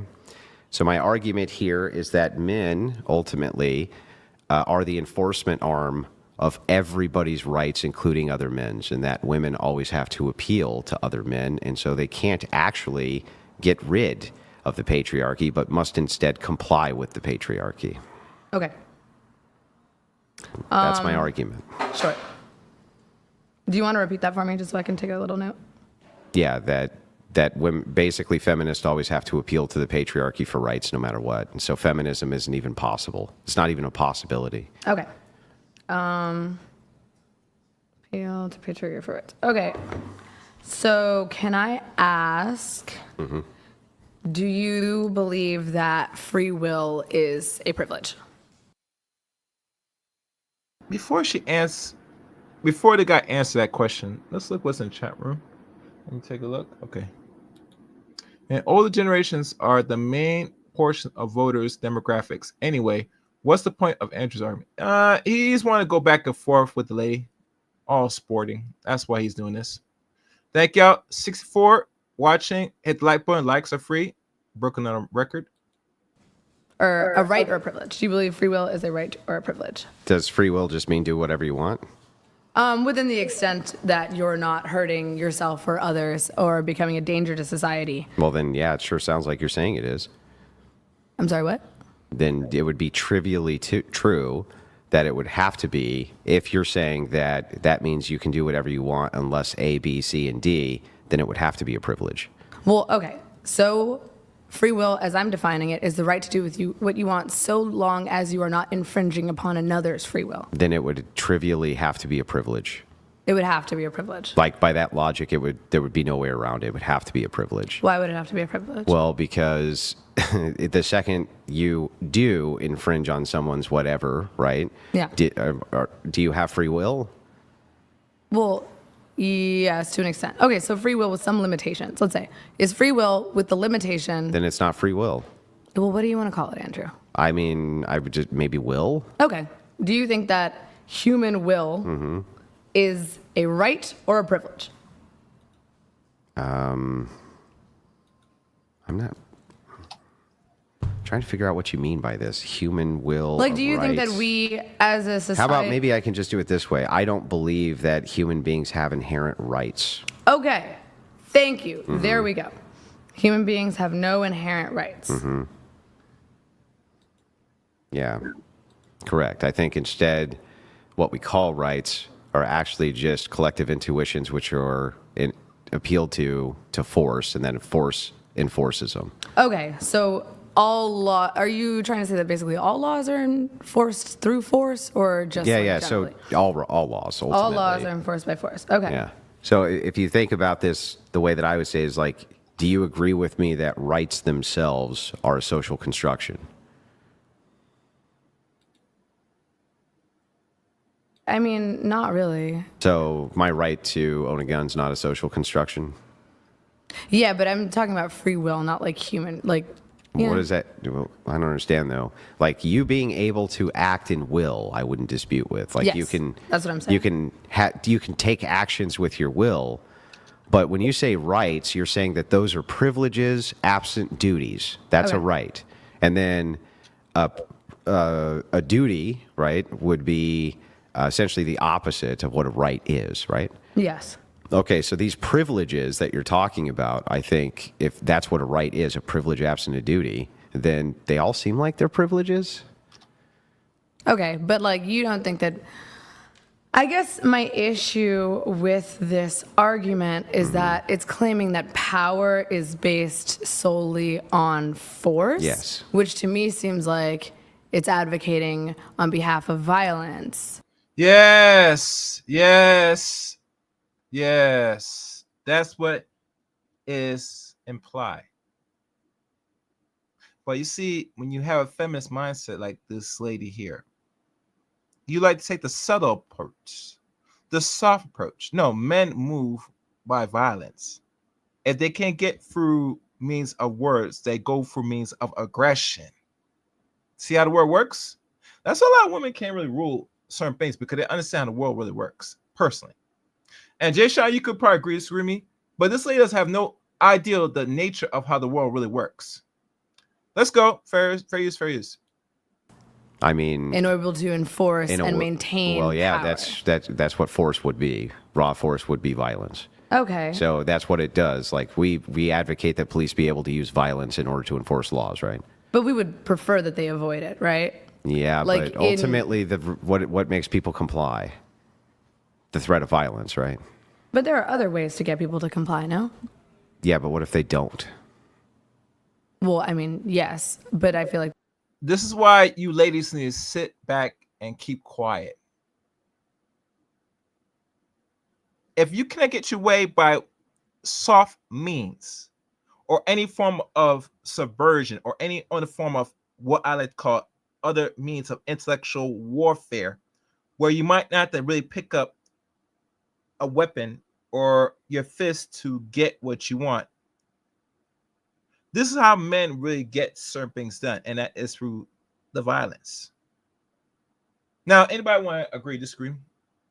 Let it be known in the chat room. And please, guys, support the channel. We got people watching. I don't mind the debate, but I don't see the likes reflecting the views, and they will be well deserved if you hit the like button. And, hit the super chat. All right, let's go. that's a bit of an extreme. Like, No, it's not a bit of an extreme that people don't comply. but how does the president have power? He can't threaten violence against That's every all he single does. He is member. the commander-in-chief of the United States military. But he can't threaten so basically, you believe that we function in a society solely because if we don't, we will be violently hurt by the military. What? No. What the hell? Oh, where's Kevin? Hold on. God damn it! You can't make this shit up! God damn it! You can't make this shit up! God damn it! You can't make this shit up! All right, enough of that. I believe that that all of your privileges that you have in society that you're calling rights only actually exist because of force, the idea of force and force doctrine, and that is basically 100% men who provide that. Okay, so you're kind of giving this like might makes right argument. Just makes, not makes right. So just might is right. No, just makes, not makes right. Right would be a prescriptive ought claim for morality. I'm making a descriptive claim, which is that descriptively might makes. So do you not believe that violence is immoral? Of course not. Depends on the circumstance. You generally just don't believe that violence is immoral. It depends on the circumstance. I mean, violence in an attempt to control others and usurp Again, their that depends on ability. the circumstance. I think there's plenty of times where you and I would agree that using violence to control others is totally acceptable. I feel like violence is necessary in self-defense and the No, you defense don't. of You think that someone else. violence is completely acceptable to control prison inmates, probably to execute certain laws and search warrants, to do all sorts of things. Violence is necessary. Again, those are both actions in self-defense or defense of others. How is that? If when two you say- inmates are fighting, when you're and you're saying trying to break using up that fight so yeah, that one of them violence doesn't die, but it's violence to that would control be- others, right? but it would be in defense of others. Yeah, but it's still to control others. It's in defense of others. Okay, though. what if those people, like inmates, don't want to be defended? So that's what we're talking about. Well, I mean, if someone is beating another person to death, I'm sure that the person If who's it's mutual dying- combat, they both want to do it. The guards then go and break it up. They're They want definitely to using die? violence for control. Not die, but fight. Okay, but if someone is beating someone else to death, and you are Yeah, using but that's violence not. to prevent See, that, then you you're see using how violence. you see how you negate the claim, so you move to the next claim. I'm Can not two negating the people claim. be fighting and then you use violence to break that up? Yes. Okay, great. So then you can use violence to control people, and it's perfectly acceptable. It's not acceptable though because it's the reason it's acceptable is because it's in defense of another person. Those people want to fight. Who are you defending? If one of them is dying or if one of them is One very of them badly is not hurt, dying. They you are just defending. want to fight. They're not dying, but they just want to fight. Okay, sure. So 2 prison inmates. But again, you're using these like really, really, really stringently specific. Yeah, because if we go too broad and too general, then if we hone it down, then I can negate your stance because what you're saying doesn't actually make logical sense. But you're honing it down to a specific example Mm-hmm. that is not representative of the entire population of the United States. I feel like we should use an example What that is less- representative of the entire population of the Not United 2 States? prisoners who choose to fight to the death. Well, what I is? mean, that's the furthest thing No, from no, the no. truth. But when you make a claim, you make this claim. You say, Andrew, violence is only just, or violence isn't justified to control groups of people. And I'm like, yeah, but you don't really believe that because I can give you examples of groups of people who you would want to control with violence and you think it's totally acceptable. And you're like, yeah, that's true. Well, those people have Hey, lost but the hang right on, to but free hang will on. by committing. All right, let me stop the poll. Let me see the results of the poll because they are going further on into the discussion. So let's see what the results of this poll. Let me see. Yeah, we can stop the poll. All right, let me stop it. End poll. Let's check the results, guys. And I'm waiting for it to show me. Yeah. Oh damn. For some reason, it's not showing the poll. Damn. That's weird. Well, they said the highest. They said Andrew won by 7%. Last time I checked. But anyhow, let's keep going. Fair use. But hang on, you go, yeah, that's true, but, right, I still now don't want to use that example. It's like, that makes no sense. It's a refutation to your position. That's why I hone in on it. Okay, so people. Okay, the results are in, and I cannot share it here on the StreamYard, so it'll say this. The winner of the first round, allegedly, Andrew by 56%, Black Feminist 37%, Vote 6%. A total of 16 votes. So it looks like only 16 people are in YouTube participating. We could do better, but I'll take it. Let's keep going. Fair use. We know this through the Constitution, essentially relinquished their right to free will by threatening the free will of others. That's why prisoners are allowed to go to jail, and that is constitutionally accepted. Yes. Say that. Let me make sure I got that right. Say that again. People essentially relinquish their right to free will, the right to walk around and be free in society as a prisoner, because they have committed a crime that is a danger to themselves or others and threatens That's the incorrect. fabric of society. So No. why do people go to jail? Why are crimes crimes? Why are things that are bad? People go to jail because we force them into jail after they commit crimes, not because they're willingly going to jail for I their understand that they're crimes. not willingly going to jail, but what I'm saying is the forced relinquishment of free will in this instance is morally acceptable because they have committed a crime that threatens themselves or others. Yeah, I'm not disputing whether or not it's moral. That Yes. would make my point for me, though. So I'm not trying to talk about those who have already had their free will relinquished on the basis that they have committed a crime that threatens themselves or others. I'm trying to talk about people who are not criminals, who have not relinquished their free will, who are here in this country and deserve the right to choose what they do with themselves and their bodies. Now, Okay. Well, I mean, back you're making a to- lot of suppositions there that I just kind of like don't agree with. So you don't think that people deserve the right to bodily autonomy? No. What makes someone deserve the right to bodily autonomy? Well, when you say bodily autonomy, would you agree then that a fetus has bodily autonomy?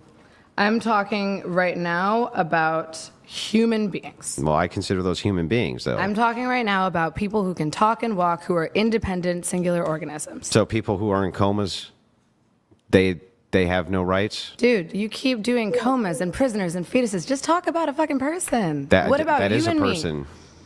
Just talk about a person who is not an exception, who is not in a medical state of physical. Yeah, but what we're trying to determine right now is the worldview. You say people deserve to have bodily autonomy.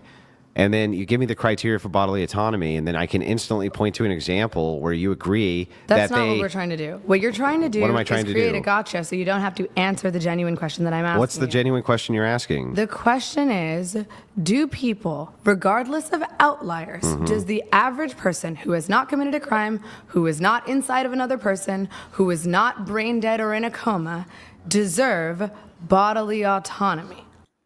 And before that question needs to be answered, I would say that people should have autonomy. I'm not sure what Andrew's going to say in regards to that, but yeah, you pay into the system.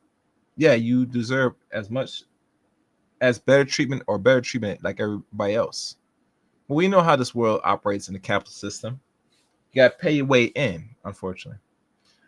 And one guy writes, I'm missing some of the chat rooms. Dude, you can't even talk, let alone make a point. Good job riding on the coat tail of a man who actually knows something. Okay. And then one guy get the crystal. Okay. All right. Okay. Let's keep going. Depending on what you mean by that. Bodily autonomy being defined as the ability to choose what you do with your body so long as you are not threatening other people's bodily autonomy. No. Why not? Because I would say that things like laws against unaliving yourself would be completely appropriate and things like this, which would be a violation of your bodily autonomy by your criteria. So you think that because people can't unalive themselves? No, I'm saying you gave me the criteria for what bodily autonomy means, right? You asked me what an objection would be against it, and I just gave you one. Okay, so let's cut out that outlier. Do you think that people who are not inside another person, who have not committed a violent crime against themselves or others, and who are not currently brain dead and are conscious and capable of perceiving the world, do you think that those people deserve bodily autonomy? No, based on the Why example not? I just gave you. Just because people have the capacity to unalive themselves, no one deserves bodily autonomy. By the definition that you just gave, we could not give them bodily autonomy definitionally by that definition because... Definitely by that definition. Definitionally by that definition, yes. So I could say definitionally by some other definition, but I'm giving you the referent to your definition. We don't deserve bodily autonomy. Not by your because- definition, because that would prevent us from preventing people from like doing suicide and things like this. So we don't deserve bodily autonomy because under my definition of bodily autonomy, we cannot prevent someone from killing themselves. Correct. But that's not a violent act.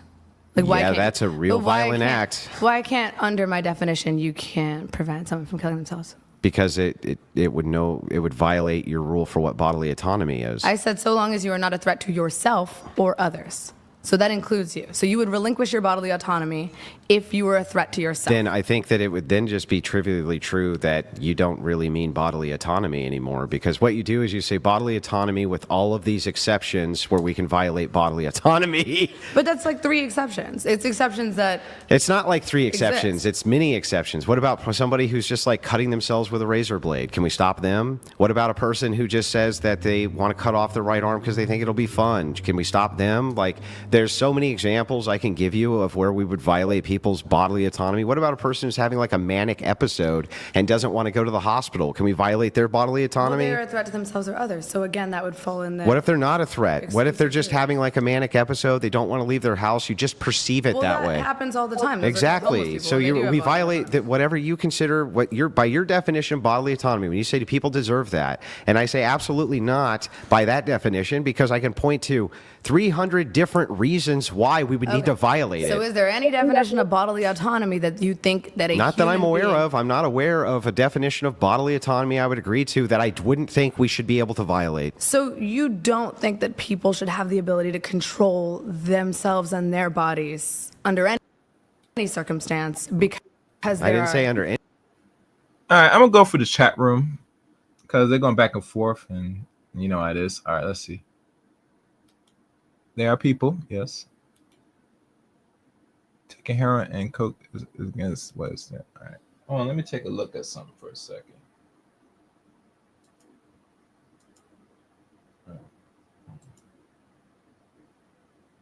Hold on. Let me look at something.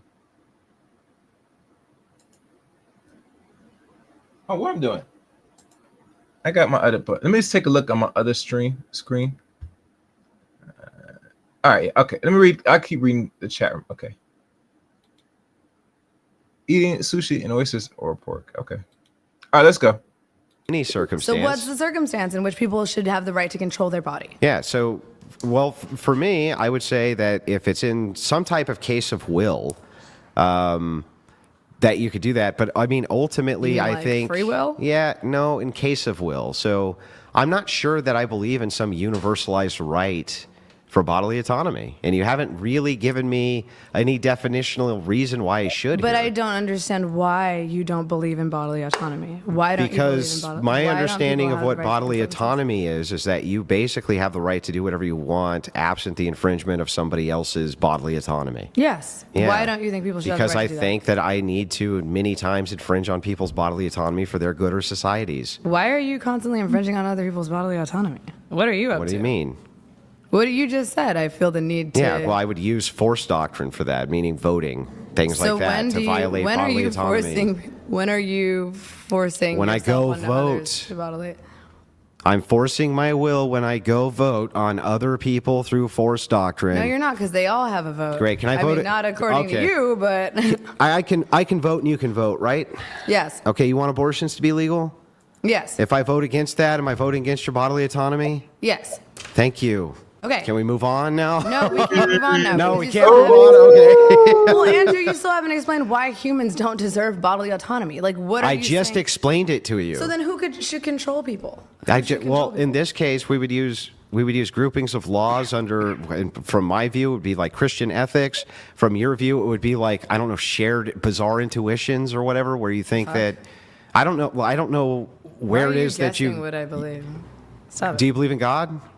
I'm on the fence about Then it. it's just intuition. So everything that you believe is probably just So intuition. you believe? Well, I mean, there's also facts and like physical evidence, but you know. So you believe Facts and physical evidence require an interpreter, right?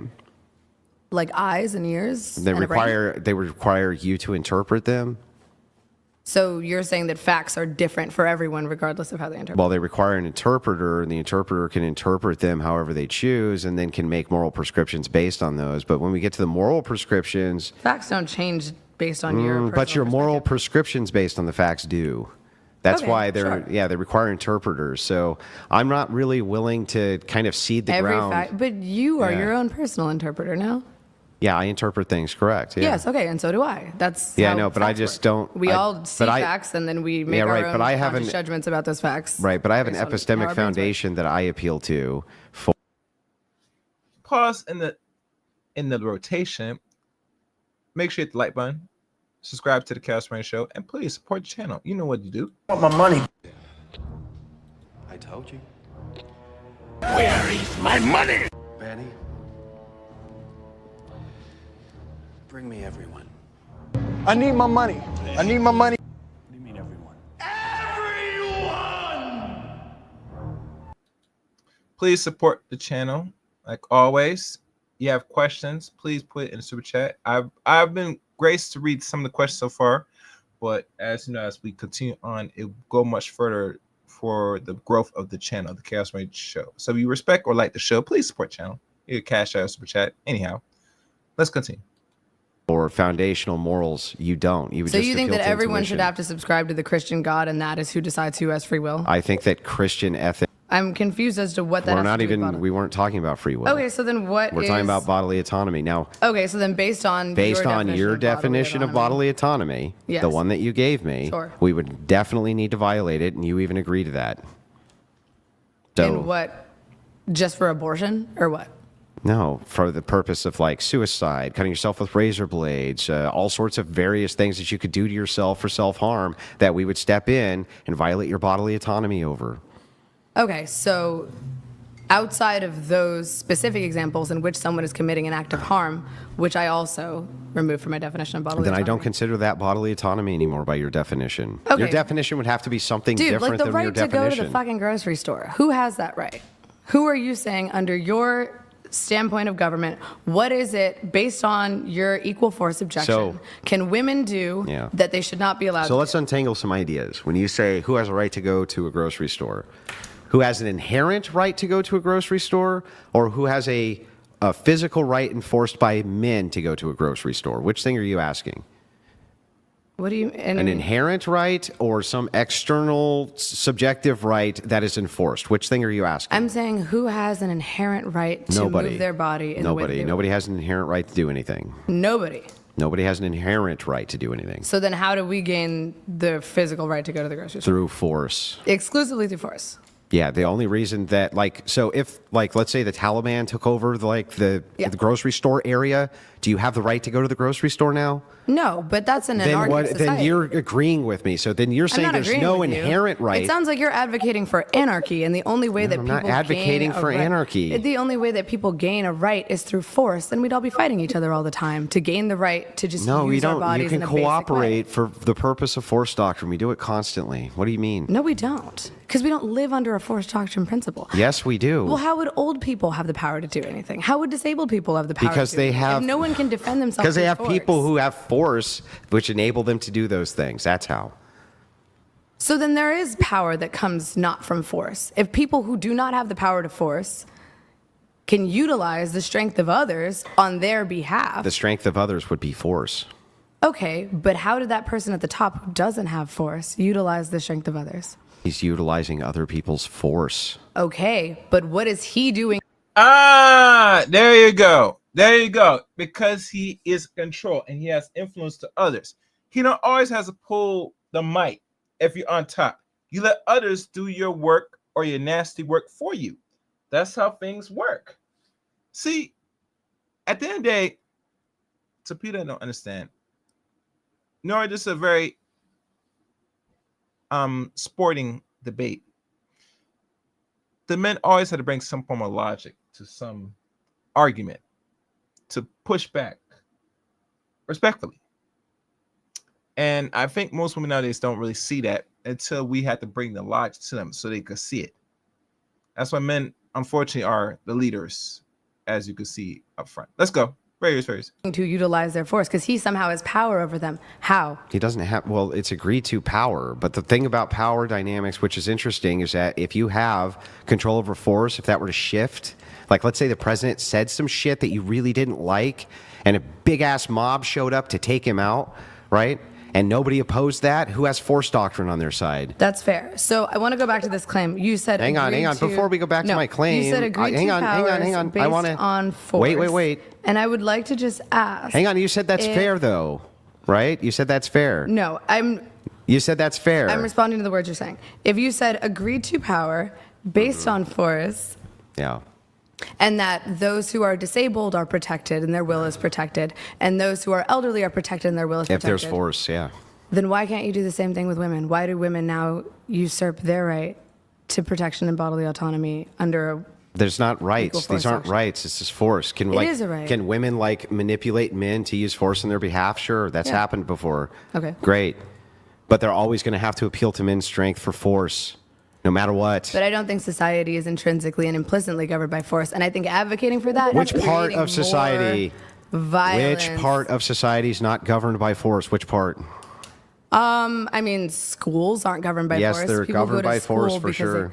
Really? So kids go to school because they're afraid they're going to get No, they're not going to hurt school and beat because they're up if afraid they they're don't going to go get hurt. But there's security guards who are around. There's police officers who are around. There's been people who enable that nothing bad's going to happen to those kids. There's teachers who are there much stronger than the students to keep potential threats away from the students. All of it's governed by force. Okay, but you're talking about force for protection versus Yeah. force for the utilization and monopoly of It's power. all the same thing. It's not the same thing. Same. If you're protecting people's right to be somewhere, then that is a different use of force than... But they're both force? Sure. Okay, great. Then they're the same thing. Force. Same thing. Sure. But Okay, why are you, just because you have a monopoly on force, what gives you the will to usurp someone's right to very basic bodily autonomy? They don't have rights. Rights are not, by your agreement, inherent. So then what's to stop a bigger, stronger man from just beating the shit out of you? And now you don't have rights. Nothing except force doctrine. That's the whole point. Then why would you want to live in a society in which everyone is like I didn't say dependent you on have to force? live in a society in which individuals can get beaten up by somebody who's next to But them. that's what force doctrine is. No, force doctrine would be like the cops would show up and beat that guy down with billy clubs, drag his ass to prison. Then he would get thrown into prison where guards would make sure he stayed there. Okay, so that's what all kind of force is appropriate through force doctrine? Well, I don't even know what that means. What are you asking? So the force and the power to, I mean, you're basically saying that women do not have the right to, I don't know because you won't define what rights are, to do really anything. Okay, because I'll tell you men again. can- What did I say a right is? A duty. Oh, I'm sorry, a privilege absent a duty, and you agreed to it 4 times. So women have no privilege Hang on, absent stop, of a duty. Stop! I because- just want to point out your lie. You said I so frustrated. You said I keep lying, or you keep lying. So When like, did I lie, Bookie? You just said I never.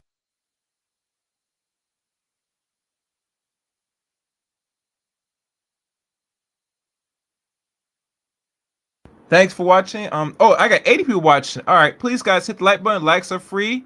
Hit the like. 80 in the building. Thank you. Let's go. Never defined privilege. No, I didn't. Yes, Oh, you yeah. literally just said that, and I defined it 4 times. You didn't say you didn't define privilege. You didn't define privilege. You defined a right. Those Oh are my God. different rights. A privilege absent duty is Hmm. what? A privilege absent of a duty. I'd say like free will. A right. essentially. It's Yeah. a right. I defined it multiple times. So what are you trying to say? That because women cannot defend physically their right to do things, that they do not deserve rights? Is that the point? They can't enforce their own rights. So they Okay, have to so appeal to because men. someone cannot enforce their own rights, they don't deserve rights. Well, they don't have them. But do they deserve them? Well, you're at, again, then you're moving into a different claim. So if you want to get into like what people deserve or don't deserve, right? We can get into that, but can we at least agree on the descriptor of how it works first? No. Okay. Because women, I'm trying to understand why women don't deserve rights because they cannot That's physically. a different claim. I just asked you if we could agree to the descriptor before we moved to that claim, and you said no, and then brought that claim up again. Because the claim doesn't make sense. I don't understand your claim. Okay, Make the claim, and I'm then we can literally debate it. answering all of your questions for this claim. Not well, though. Like, what are you saying? Which question? Which thing am I not answering? If women do not have a monopoly on force, cannot control their own bodies, why don't they deserve basic human rights, basic equal rights? Okay, let's try this again. It's like Okay. talking to a fucking child. Okay, do you agree with me? No. Okay.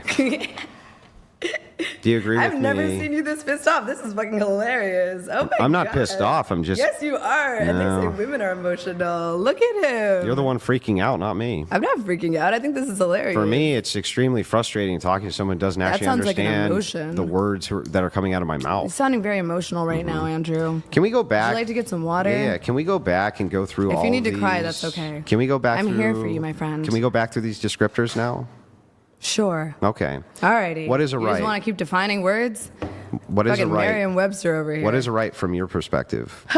Okay. I mean, I'm fine with your definition on those descriptors. No, but I want your definition. I'm fine with your definition of that. Then why do you keep contradicting yourself if you're fine with my definition? I'm not contradicting myself. Your claim just doesn't make sense that humans do not deserve rights specifically because they cannot physically When did I defend say them. they didn't deserve them? You just did, like I said 4 they times. don't exist inherently, right? Okay, so whether or not All right. Let me see what's in the chat room. All right, you guys are quiet.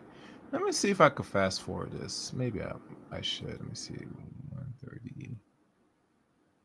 No, let's keep going. Cause they get into the good part. Fair use.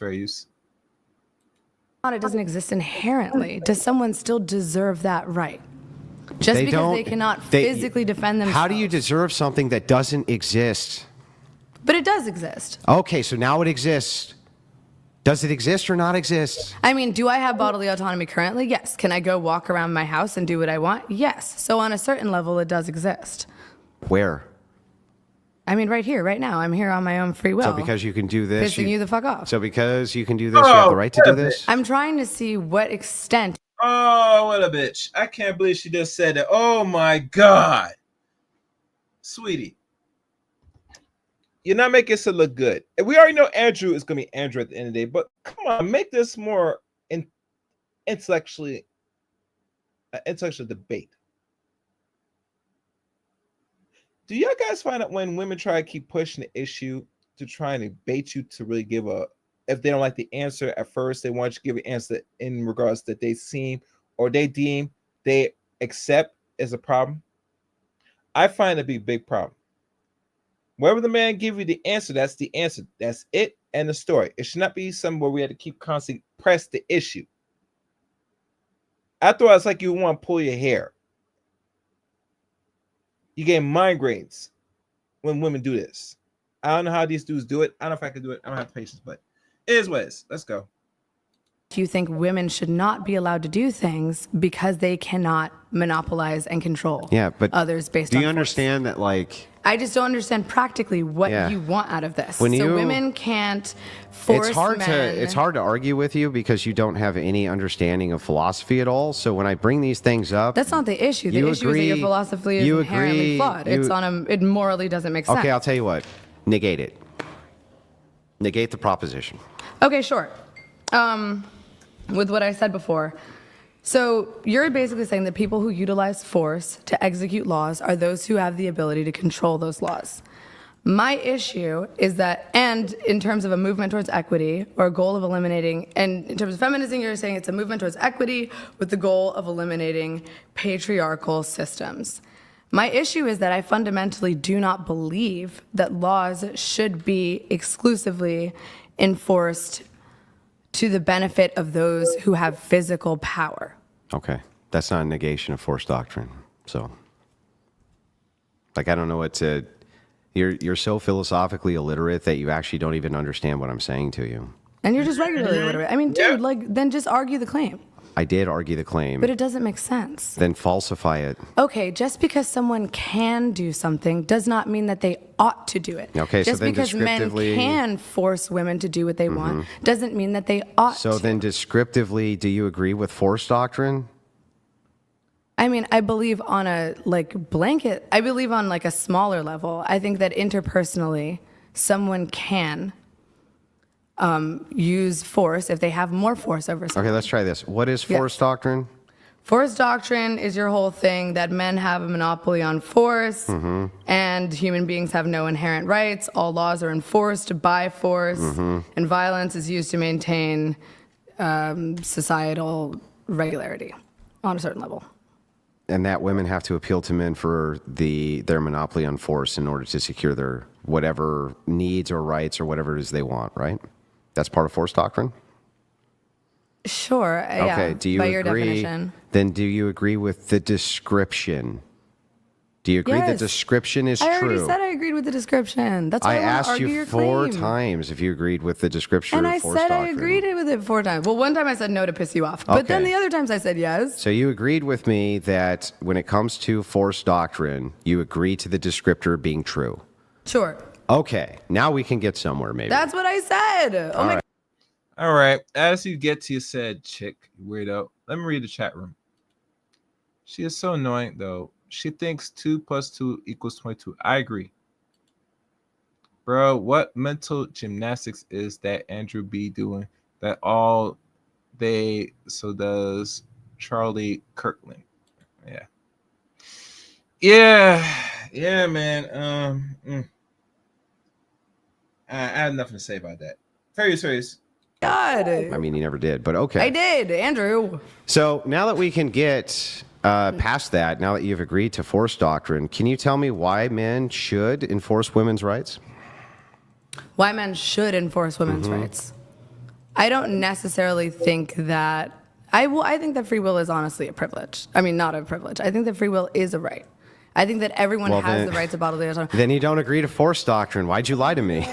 Why did you lie to me? You asked me if I agreed with your definition. I agree with your definition of it. I don't morally agree with it. That's what I'm saying. Well, if we don't agree with the descriptor, then we have to argue the descriptor until you either falsify the descriptor or agree with the descriptor. It can't be either or. It has to be either or. It can't be anything else. It's either true or it's false. I just want to understand your moral justification for controlling someone else's body. I'm talking on a moral basis, not that you can't physically. I understand that you can physically. I agree with the premise. That's nice, but I want but you I to asked defend you. why But I morally asked this you is a acceptable. question, and you didn't answer it. Why should men enforce women's rights? Why should they? Because it is morally unacceptable to control others. It is morally impermissible. That's to the control opposite. others. You're not controlling. If you're enforcing their rights, it sounds like they're controlling you, right? Like, how are you controlling them by enforcing their rights? But right is simply, as we've defined it, Yeah. a privilege without a So duty. why should men enforce women's privileges? But they don't have to. So what are you defining as Answer my privileges? question. Why should men enforce women's privileges? They don't have to enforce women's privileges. Great. Great. I believe the exact same thing. Perfect. I'm But going to go have you a smoke. don't have to enforce. Oh my goodness, he's upset. He's coming back. He's just gonna do a little Rage smoke. quit. Are I you got kidding? him to You rage just agreed with my quit. entire position. Oh shit! The misogynist rage I quit. agree with you that men should not enforce women's Well, you didn't let me rights. finish the sentence. Well, I don't really need to. You conceded the debate. No, I did not concede the debate. All right, we're gonna do a pause. How much time left in this? I'm gonna fast forward. If I was a smoker, I would step up and get a quick smoke as well because this is headache. Boy, the stress. I tell you, man, these ladies, they will stress you to the nail, man. Hold on. All right.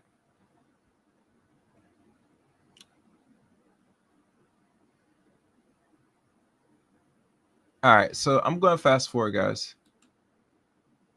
Where's that? Yeah, I'm gonna do that right now. Let me see what time. And this is probably gonna be the last one I'm gonna do. All right.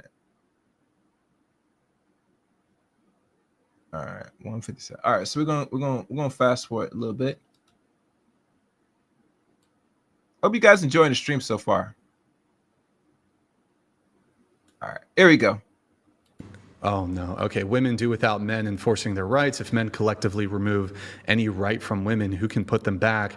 Remember, no men on your side. P.S. Force doctrine is a man and men. Okay. Okay. A couple more chats here really quick, then we'll get right back to it. Someone looks like they bought a hoodie and a t-shirt on their merch. Oh, and one other thing. These guys do some good content over there on this podcast. You guys got really, if you ever support them, y'all should. I cover it because I've noticed there was a lot of debates going around on that channel. And some of the debates are really heated and very informative and very much decisive. That's why I kind of decided to cover it today as best as possible. But let's go. If I'm being completely honest with you, Andrew, I've been watching a few of your debates, and I've noticed that you like to troll women. Specifically, there was a video in which you made fun of a disabled person, you made fun of their deaf accent. You do that consistently. You've called women whores. You've called them I don't call them satanic. whores. I literally just watched a video. Of You didn't calling watch women. a video of me You calling called her a women satanic whores. prostitute whore. You just did it. If she was a prostitute and a Satanist, yes. Well, she wasn't a Satanist. She was a sex worker. But No, she was a Satanist. am I answering the question or are you answering the question? Yeah, but I'm not going to let I think you the question was lie. directed to Like, I'm me. not going to let you lie. She was a. I think the question If a was directed person to is a Satanist and a prostitute, are they a satanic whore? But she didn't call herself. Can you a answer my Satanist. question? She didn't identify. But she as a did. Satanist, though. She did, though. She's Okay, if you're a Satanist and a prostitute, then you're a satanic whore. You see how that works? Yeah, I see how that works. Do you? But Do you? Here's what I'm trying to say. You're so emotional. Calm Andrew- down. oh my Answer the goodness. question. Look at him. He's Answer trying the to do question. it to me. Answer Are the you trying to question. upset me? Answer the 'Cause question. It's not working, baby. I don't know. It looks like It's it looks like it's working. It's really not. It looks like it is. It's really not. Yeah. So is a woman who is a Satanist and a prostitute a satanic whore? Yes. Now, can I Okay. answer Thank the you. question directly? Thank you. Okay. So then I was right. And it's funny because you just said you don't call women whores, and then you just called her a whore.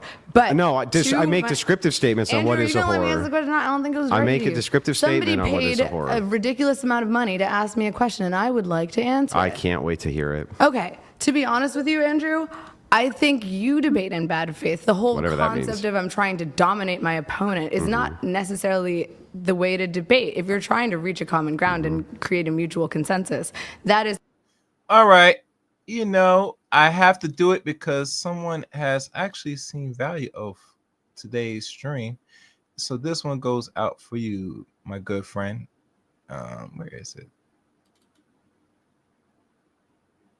Let me find it. All right, here you go. This one's for you. But they be knocking, y'all.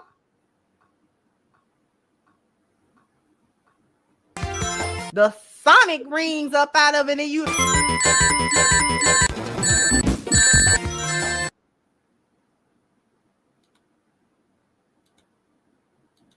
Thank you, Lord Steiner, for your $10 super chat or $99 super chat or $9.99 super chat. I appreciate it.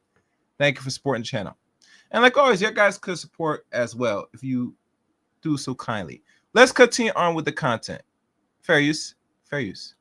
It's a bad faith debate. I literally just you charge allowed people my $250 entire worldview to be up for internal critique.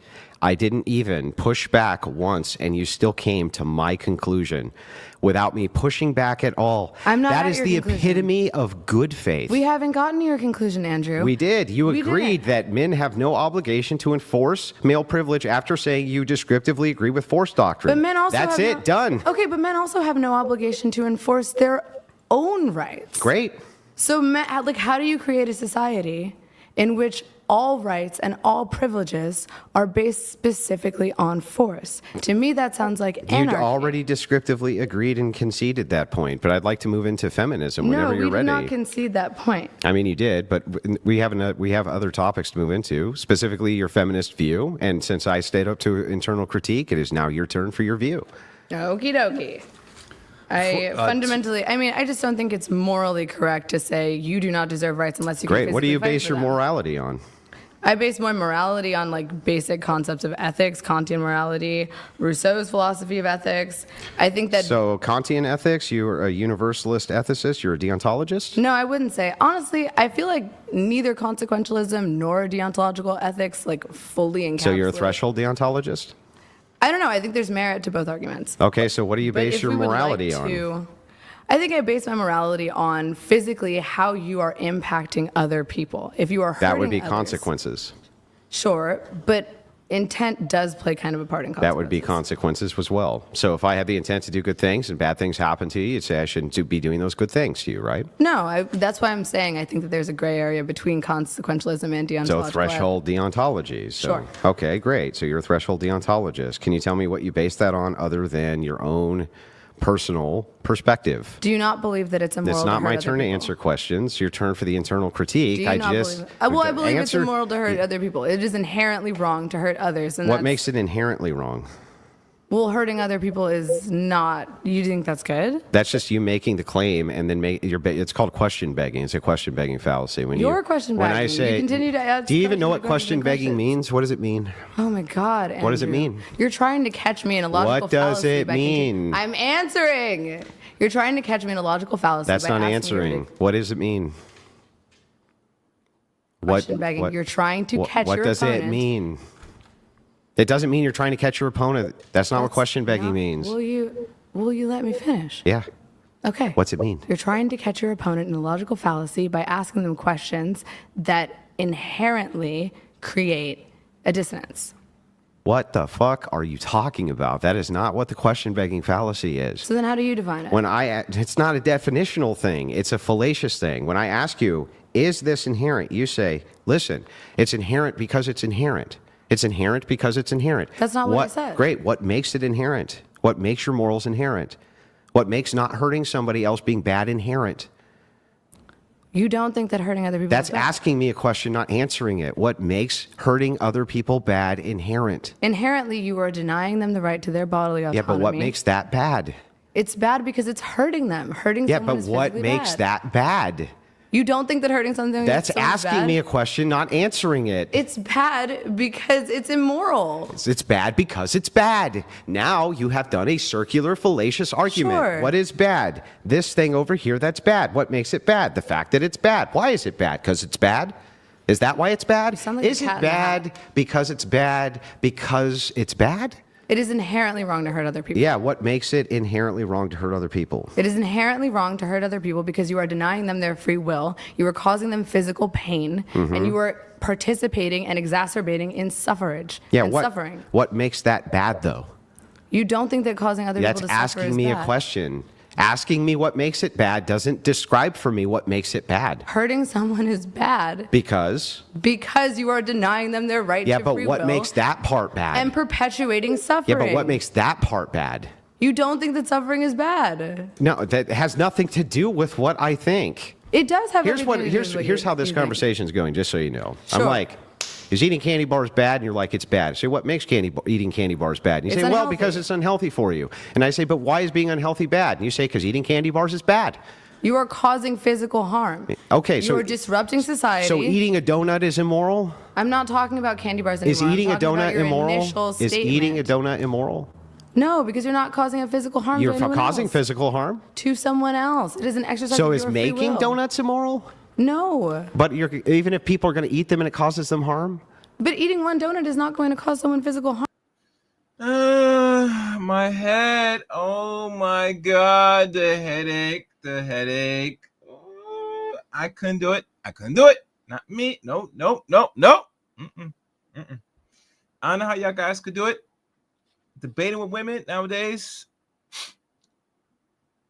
I mean, besides the likes and the views going back and forth with certain chicks that are weirdos, but other than that, I mean, there's nothing to discuss with a woman that thinks like this. Very serious. Harm. Yeah, but if you there's eat a donut in excess, then that causes someone physical harm. But that is not something that you are policing. If you make donuts and then force someone to buy and eat 10 Got it. donuts in front of you, then that Okay. would be causing a physical harm. When you say the word inherently, what you mean is something which is like based inside the human experience? What do you mean by inherently? I mean, on an instinctual level, does it not Instinctual. hurt someone to cause harm? Although, of course, there are people I'm just who asking are what do you sociopaths mean and by don't feel that. inherently? I mean inherently as in on a very basic, it is a fact, inherent fact. Inherently, it means it's a fact. I'm just saying inherently as in it is implicit throughout every culture. Well, not every culture, but like it's implicit. Okay, inherently means implicit. So it means always, like always something. It's inherent. It's like always this thing. Is that what that means? I'm getting confused. What the fuck are you talking about? I'm asking you what inherently means. Why don't we just Google it? Why I'm not married. I'm actually okay with you if you want to Yeah, Google can the we Google definition it? of inherent. Yes, Yeah, thank you. Brian can pull it up. I'm not trying to get a got you on the definition. I just want the definition. Okay, yeah, then let's pull it up. Existing in something as a permanent, essential, or Like always. characteristic That's what I said. attribute. I said always. So I just want to make sure. Hang on. Yeah. Existing. Read the rest of it. There's a few others. Do you want Just the first Just one's the first fine. one. Okay, existing in something as a permanent, essential, or characteristic attribute. So it is a permanent attribute from your view that hurting somebody else is bad. Yes. Why? Because you are causing them physical harm, which is a disruption to social order. Why is that bad though? Well, because you would have no social order, you would not be able to progress as a society, and physical harm is painful. You are causing someone pain. It is bad to cause someone So pain. yeah. I think that's an But you inherent just fact. do you understand like what you keep saying is it's bad because it's bad. Well, it's causing a because it's negative. bad because it's bad. You are taking something away from someone, which is their physical, like, just capability. and So if existence. it were the case Yes. that most of society believed that enslavement was fine because it was inherent that some people were allowed to own other people, would that be bad? But that's not an inherent truth. Well, what makes physically hurting someone else an inherent truth? Physically hurting someone else is an inherent truth because you are denying them bodily autonomy and the ability to control what happens to their body, and you are causing a net negative to that person. Yeah, but you haven't actually told me why that part of that is bad, though. Causing a net negative to others is bad on every single moral, like, as a Christian, you should know why hurting other people is bad. I know why Christians think so. I don't know why you think so. I think so because, again, you're robbing them of their bodily autonomy. Yeah, but you don't tell me why that's actually bad. So you start This is what makes it question begging. You start with the assumption as the conclusion. You start with the premise as a conclusion. Hurting people is bad because it's bad to hurt people. Yes. That's your position? No, I'm saying hurting people is bad because you are robbing them of their physical autonomy and you are creating a net negative to another person. So if you could hurt people collectively in some way and it causes good outcomes, would that be bad? Yes. Well, then you just negated what makes it bad. Well, that's because I'm not a consequentialist. Then why are you making the claim that this is bad if even the good results are still bad? But it's not a good result if you are hurting people at a net negative. If it is a net negative, then it is not good. If hurting people is a universal net negative to those people, and the more people you hurt, the more negative it is, then hurting people in that instance is also bad. What makes it a net negative, though? Physically harming someone is negative to them. You are causing pain, which is a negative to them. Okay, and do you agree that there are some groups who maybe have negative outlooks that you need to cause pain to? If they are hurting other people and the negative of those people is outweighing the negative of hurting them, then potentially. What if they just refuse to comply? But that's why, like going back to the force theory, that's why force is used in some situations to control others. And it is used immorally when it is not controlling someone who is putting a net negative. I want to tell you about a little island called Papua New Guinea. And trust me, we're not interested in Papua New Guinea. I'm going to fast forward. I'm going to call this a day. One important thing that I just now found. I'm not really concerned about Papua New Guinea. Where is this? Where am I?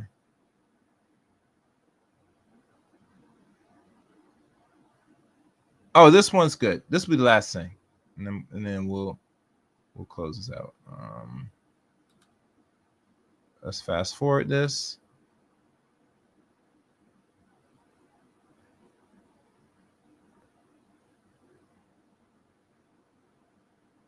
I'm trying to find the right timestamp. Hold on, guys. Be patient. I'm trying to fast forward. It's good. All right. One more.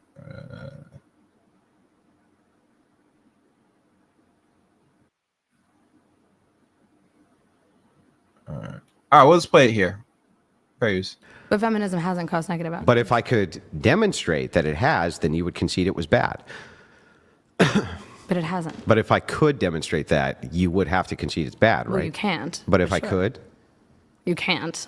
But if I could, would you concede it was bad? I want to hear your definition of what is bad, though. Why would my definition of bad have anything to do because with what I your think definition of bad is? Throughout this entire debate, you have been advocating against the free will and the bodily autonomy of a significant group of people. My whole you view. wanted, hold on, pause. You want to disenfranchise voters. My whole view was already up women, for internal critique, and I gave you the entire internal critique of my argument of force doctrine for an hour and a half, and now it's my turn for the internal critique. It was not an internal critique of the argument of force doctrine for an hour and a half. Let's calm down. What do you know what time it is? Yeah, it's about to be 5:45 around. Yeah, so it was about an hour and a half. So here's the thing, right? When we get into feminism itself, if I can demonstrate to you that the outcomes of feminism have been bad, will you concede that it's bad? If I could.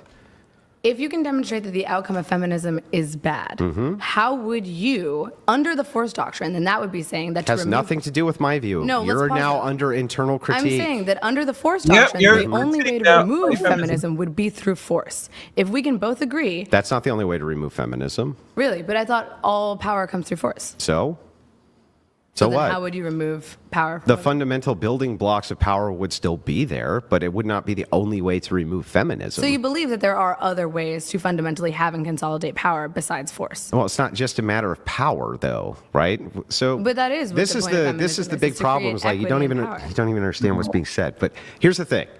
Back to this on feminism. Do you agree with me that feminism has not kept its promise of protecting women? I think it's making progress. I think it's done better, but I don't think it's well. How Yeah, but that's not the question. Has feminism protected women?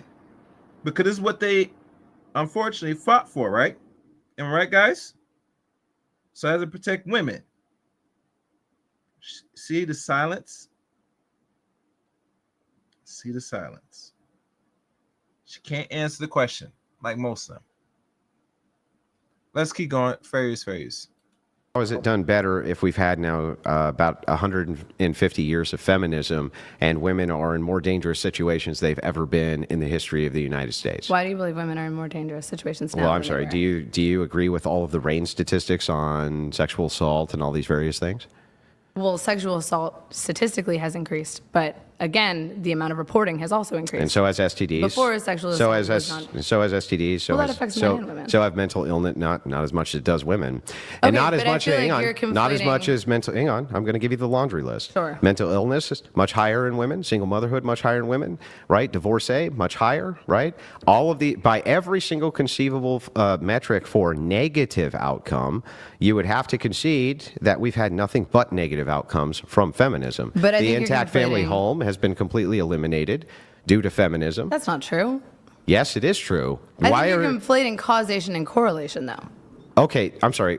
Is it feminists How are you claiming and that feminist organizations that push for no-fault divorce all over the United States?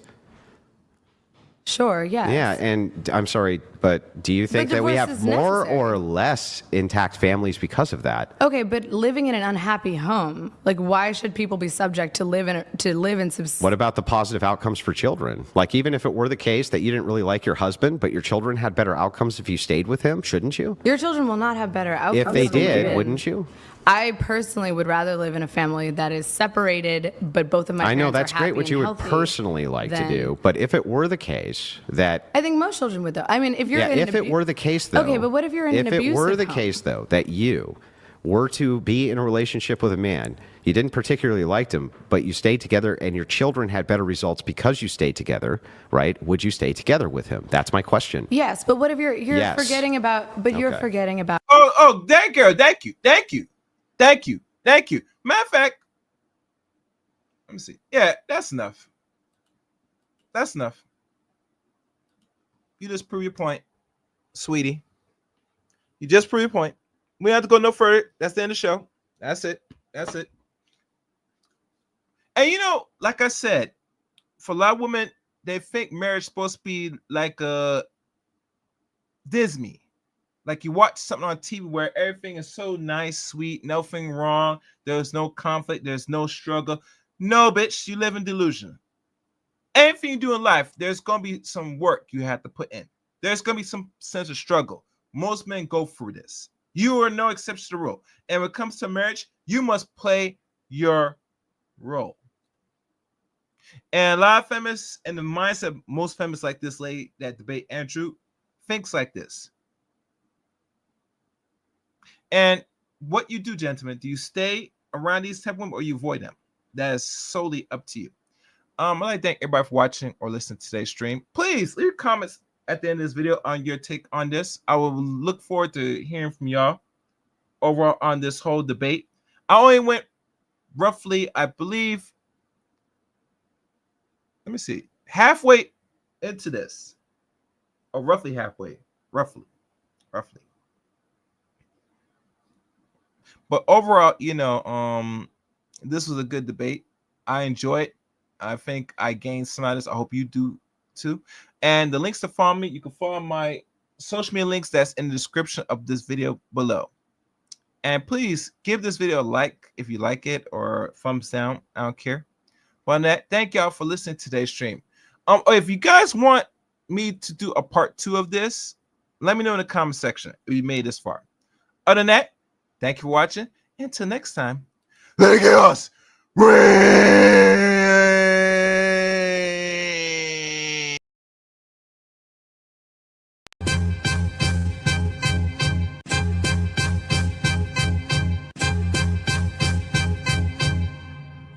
Man, fuck all you hoes. Fuck you and your mammy and your granny too. And fuck all you hoes. I'm sick of